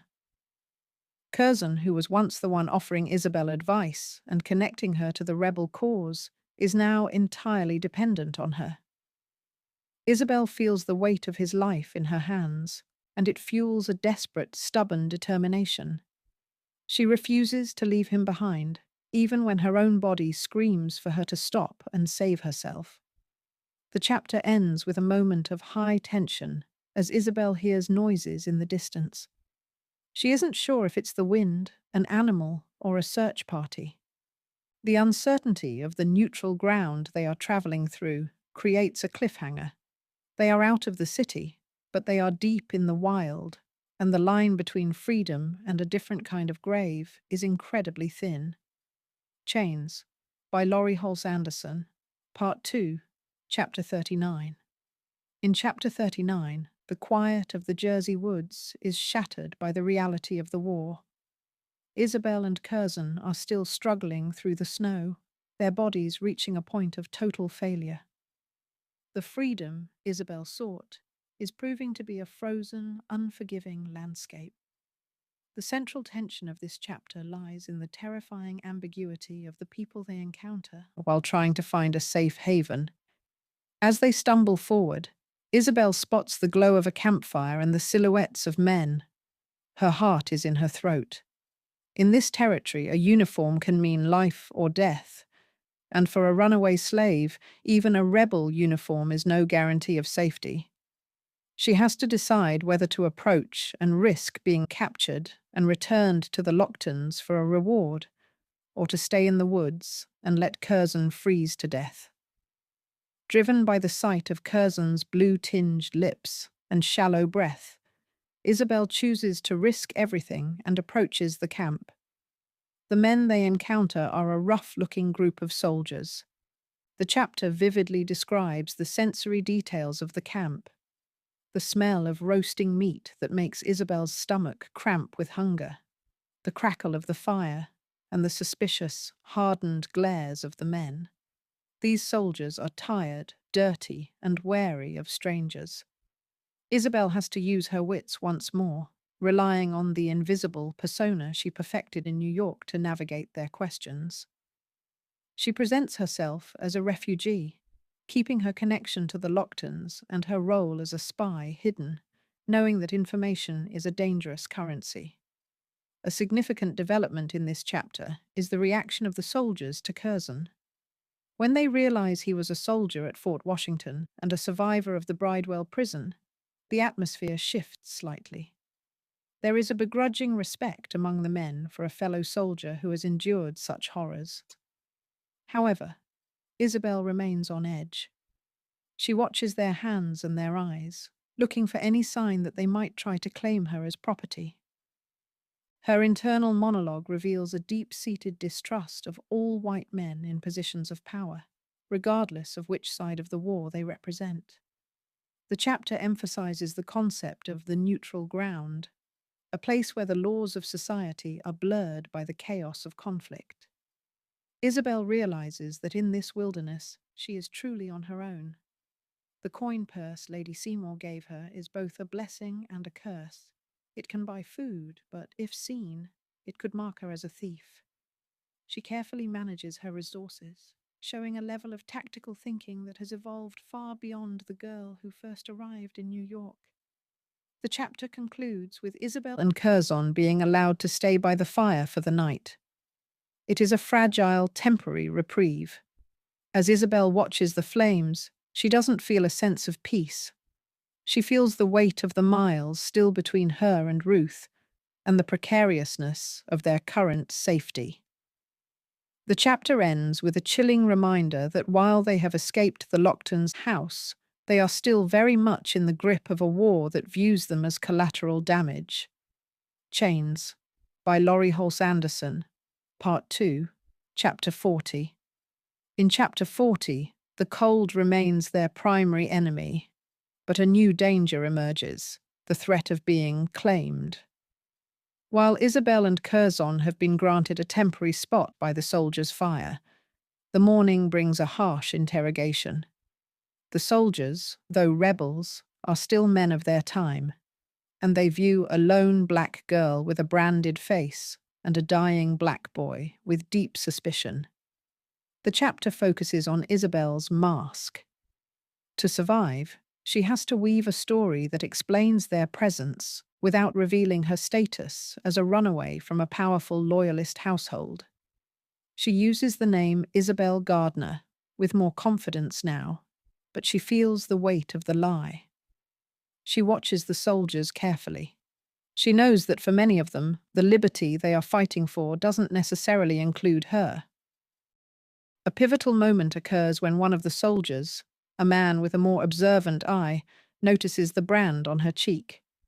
He questions her about it, his tone hovering between curiosity and accusation. Isabel has to think fast.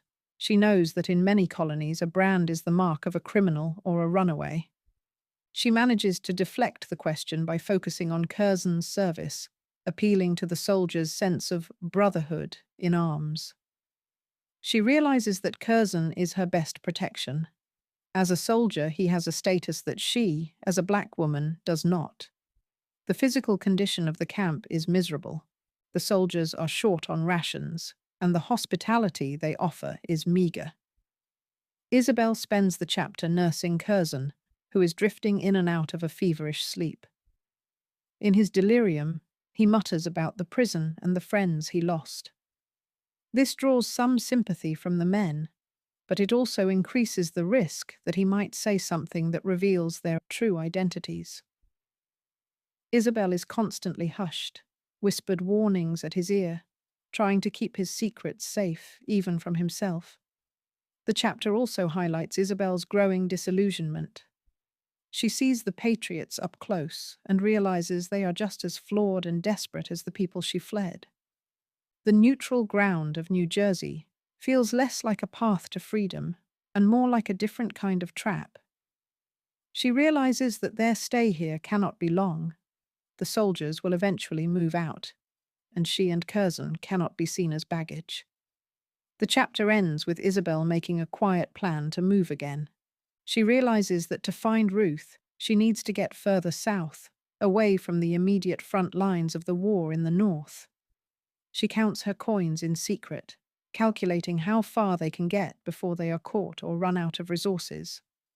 The sense of being a fugitive is now her permanent state of mind. Chains by Laurie Halse Anderson, Part 2, Chapter 41. In Chapter 41, the focus shifts from the immediate warmth of the soldiers' fire to the harsh strategic reality of their next move. Isabel realizes that they cannot stay with the Continental soldiers forever. The more people who see them, the higher the chance that a bounty hunter or a loyalist scout will identify them. The neutral ground is a place where information is traded like currency, and a girl with a branded face is a very recognizable coin. The central conflict of this chapter is mobility. Curzon is still too weak to walk long distances, and the deep snow makes travel on foot almost impossible for someone in his condition. Isabel faces a moral and practical dilemma. To save Curzon's life, she may have to commit a crime that would surely lead to her execution if caught. She eyes the horses tethered near the camp, calculating the risk of stealing one. As Isabel scouts the perimeter, her internal monologue reflects her changing morality. Back in Rhode Island, she was a girl who took pride in her honesty. Now she views the world through the lens of survival.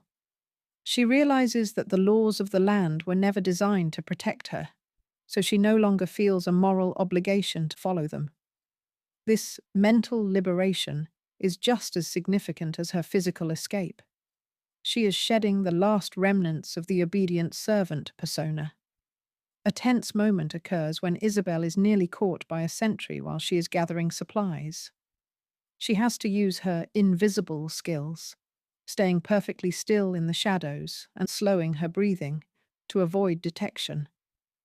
This scene highlights the high level of skill she has developed as a spy. She is no longer just a girl running away. She is a tactical survivor who understands timing, terrain, and human behavior. Ultimately, Isabel decides against stealing a horse at this exact moment, fearing that the theft would trigger an immediate pursuit by the very soldiers who are currently ignoring them. Instead, she finds a discarded sled or a piece of sturdy canvas that she can use to pull Curzon behind her. It is a grueling, back-breaking compromise, but it allows them to move quietly. The chapter ends with Isabel preparing to leave under the cover of a coming snowstorm. The weather, which was once her enemy, has now become her ally. The falling snow will cover their tracks and hide them from view. She rouses a shivering Curzon, tells him they are moving, and begins the long, slow haul deeper into New Jersey. Chains by Laurie Halse Anderson, Part 2. Chapter 42. In Chapter 42, the narrative shifts from tactical planning to a raw, visceral struggle for survival. Isabel is now deep in the New Jersey wilderness, pulling Curzon on a makeshift sled through a mounting snowstorm. The freedom she fought so hard for has become a physical weight that threatens to crush her. The chapter is dominated by the physicality of Isabel's labor. Every muscle in her body is screaming. Her feet are numb, and the rope of the sled digs into her shoulders like a harness. This imagery is a powerful callback to her life as a slave, but with a crucial difference. This time, she is the one choosing the burden. She is no longer working for the Locktons' profit. She is working for her friend's life. I was a pack horse. I was a mule. But I was a mule with a destination. The emotional core of the chapter is Isabel's waning hope. As the storm intensifies, the world becomes a whiteout, and she loses her sense of direction. For the first time since leaving New York, she faces the very real possibility that they will both die in the woods. She begins to hallucinate from exhaustion and cold, hearing the voices of her mother and Ruth in the wind. These visions serve as both a comfort and a warning. They remind her of why she is fighting, but they also signal that her mind is reaching its limit. Curzon's condition is a constant source of dread. He is barely conscious, his breathing ragged and shallow. Isabel has to stop periodically to check if he is still alive, terrified that she is pulling a corpse through the snow. In a moment of quiet, heartbreaking intimacy, she talks to him, not because he can hear her, but because the sound of her own voice is the only thing keeping her sane. She tells him about the garden she will plant for Ruth, using the seeds in her pocket as a mental anchor to the future. The chapter concludes with Isabel reaching a point of total collapse. She falls into the snow, unable to find the strength to stand back up. The silence of the forest is heavy and terrifying. Just as she is about to give in to the sleep of the cold, she spots a flickering light in the distance. Not a soldier's campfire, but the steady glow of a window in a small, isolated cabin. Chains, by Laurie Halse Anderson, Part 2, Chapter 43. In Chapter 43, Isabel reaches a point of total physical and spiritual exhaustion. The cold has become an active, predatory force, and as she stares at the small cabin in the distance, she knows it represents either their salvation or their final trap. She has to drag herself and Curzon's sled those last few yards, her fingers so numb they feel like wooden stakes. When she finally reaches the heavy timber door, she hesitates for a heartbeat, knowing that for a runaway slave with a branded face, knocking on a stranger's door is often an invitation to a hangman's noose. The door is opened by a woman whose initial reaction is one of shock and deep suspicion. In the flickering light of the hearth, Isabel sees the woman's eyes travel from her tattered clothes to the eye branded on her cheek. Isabel doesn't have the energy for a clever lie or a performance of submission. She simply asks for the warmth of the fire. The cabin is small and smells of wood smoke and dried herbs, a stark contrast to the freezing, sterile wilderness outside.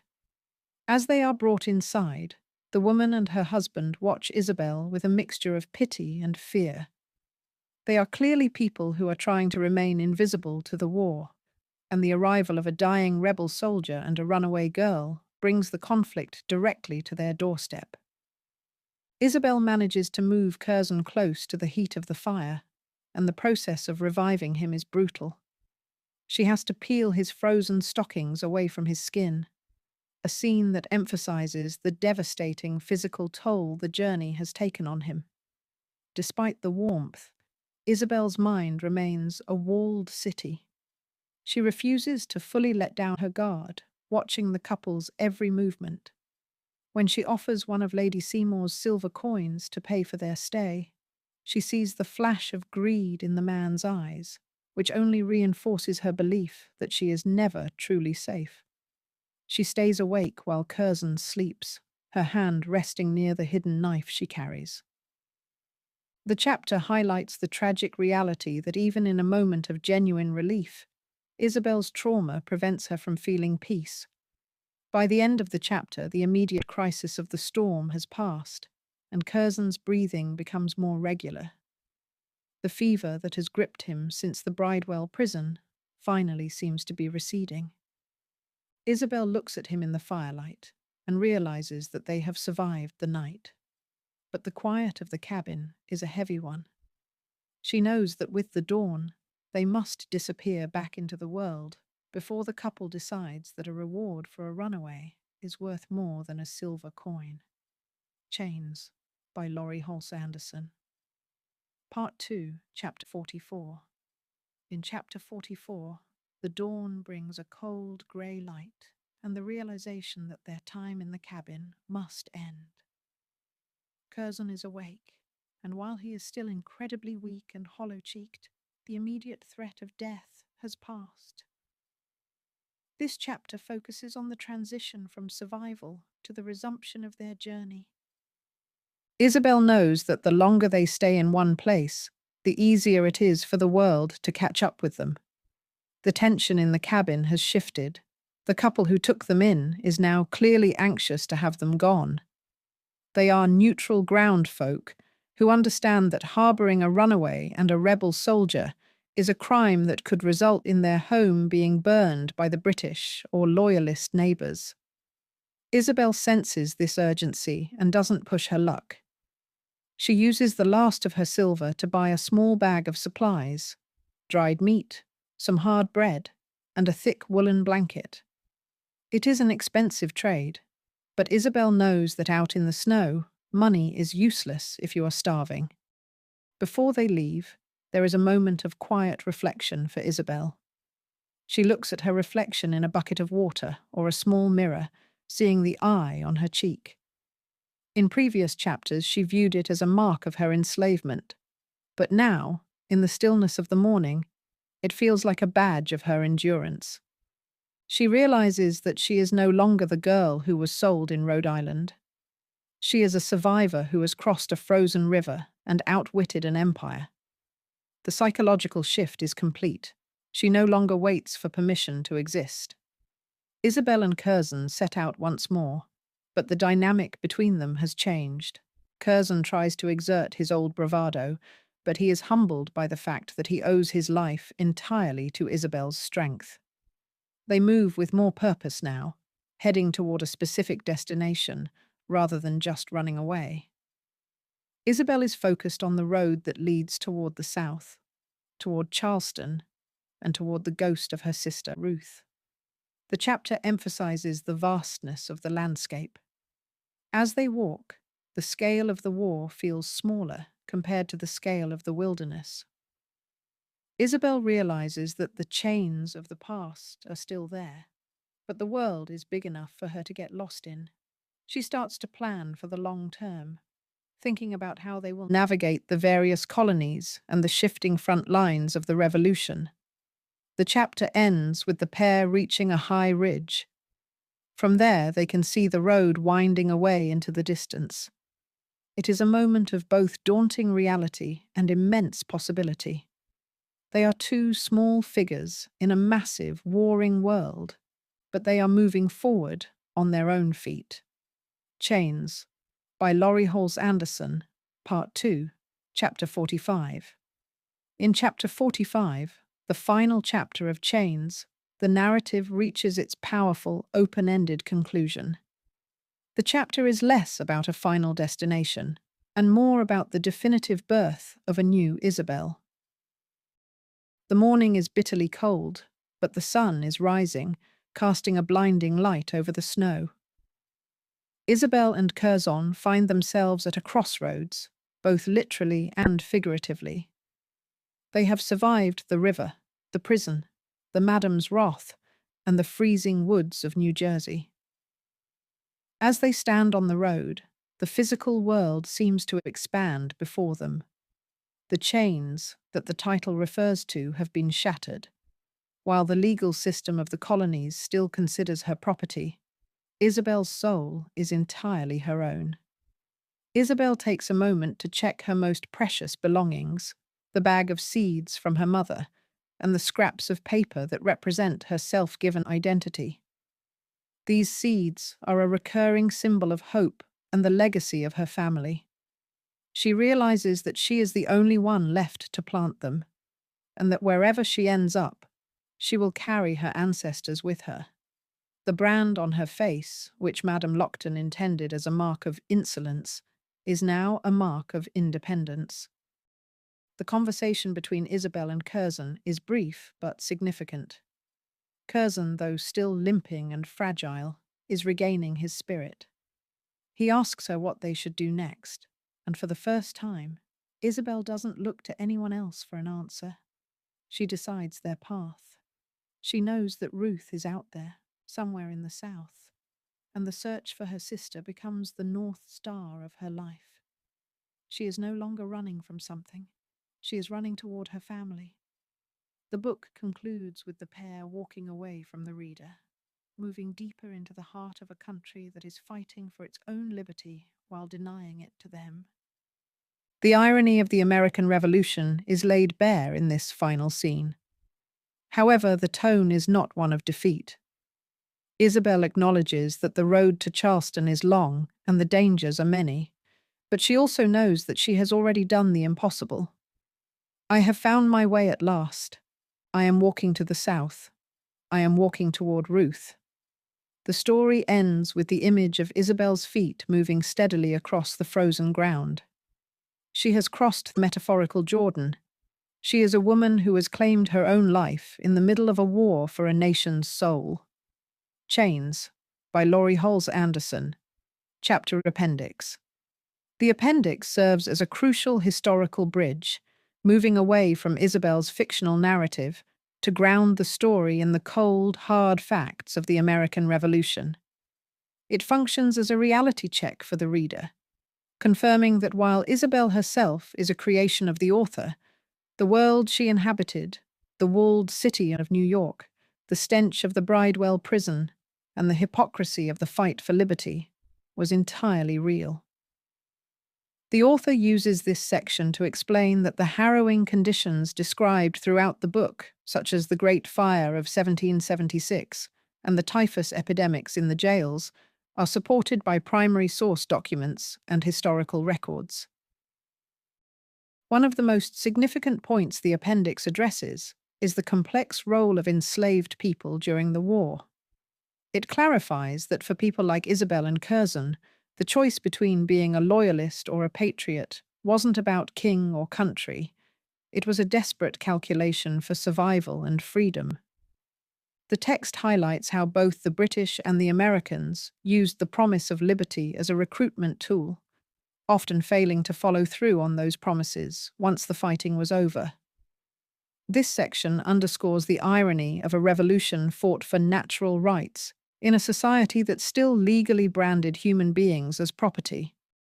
The appendix also sheds light on the creative process, explaining that the snippets of newspapers found at the start of each chapter are actual historical advertisements from the 18th century. By including these, the author reminds us that the hunt for runaways was a common and public part of colonial life.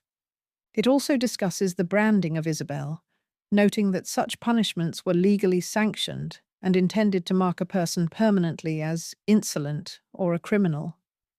In the end, this final section serves as a tribute to the thousands of real-life Isabels and Curzons whose names were lost to history, but whose struggles for self-ownership were the true chains being fought against during the birth of the United States.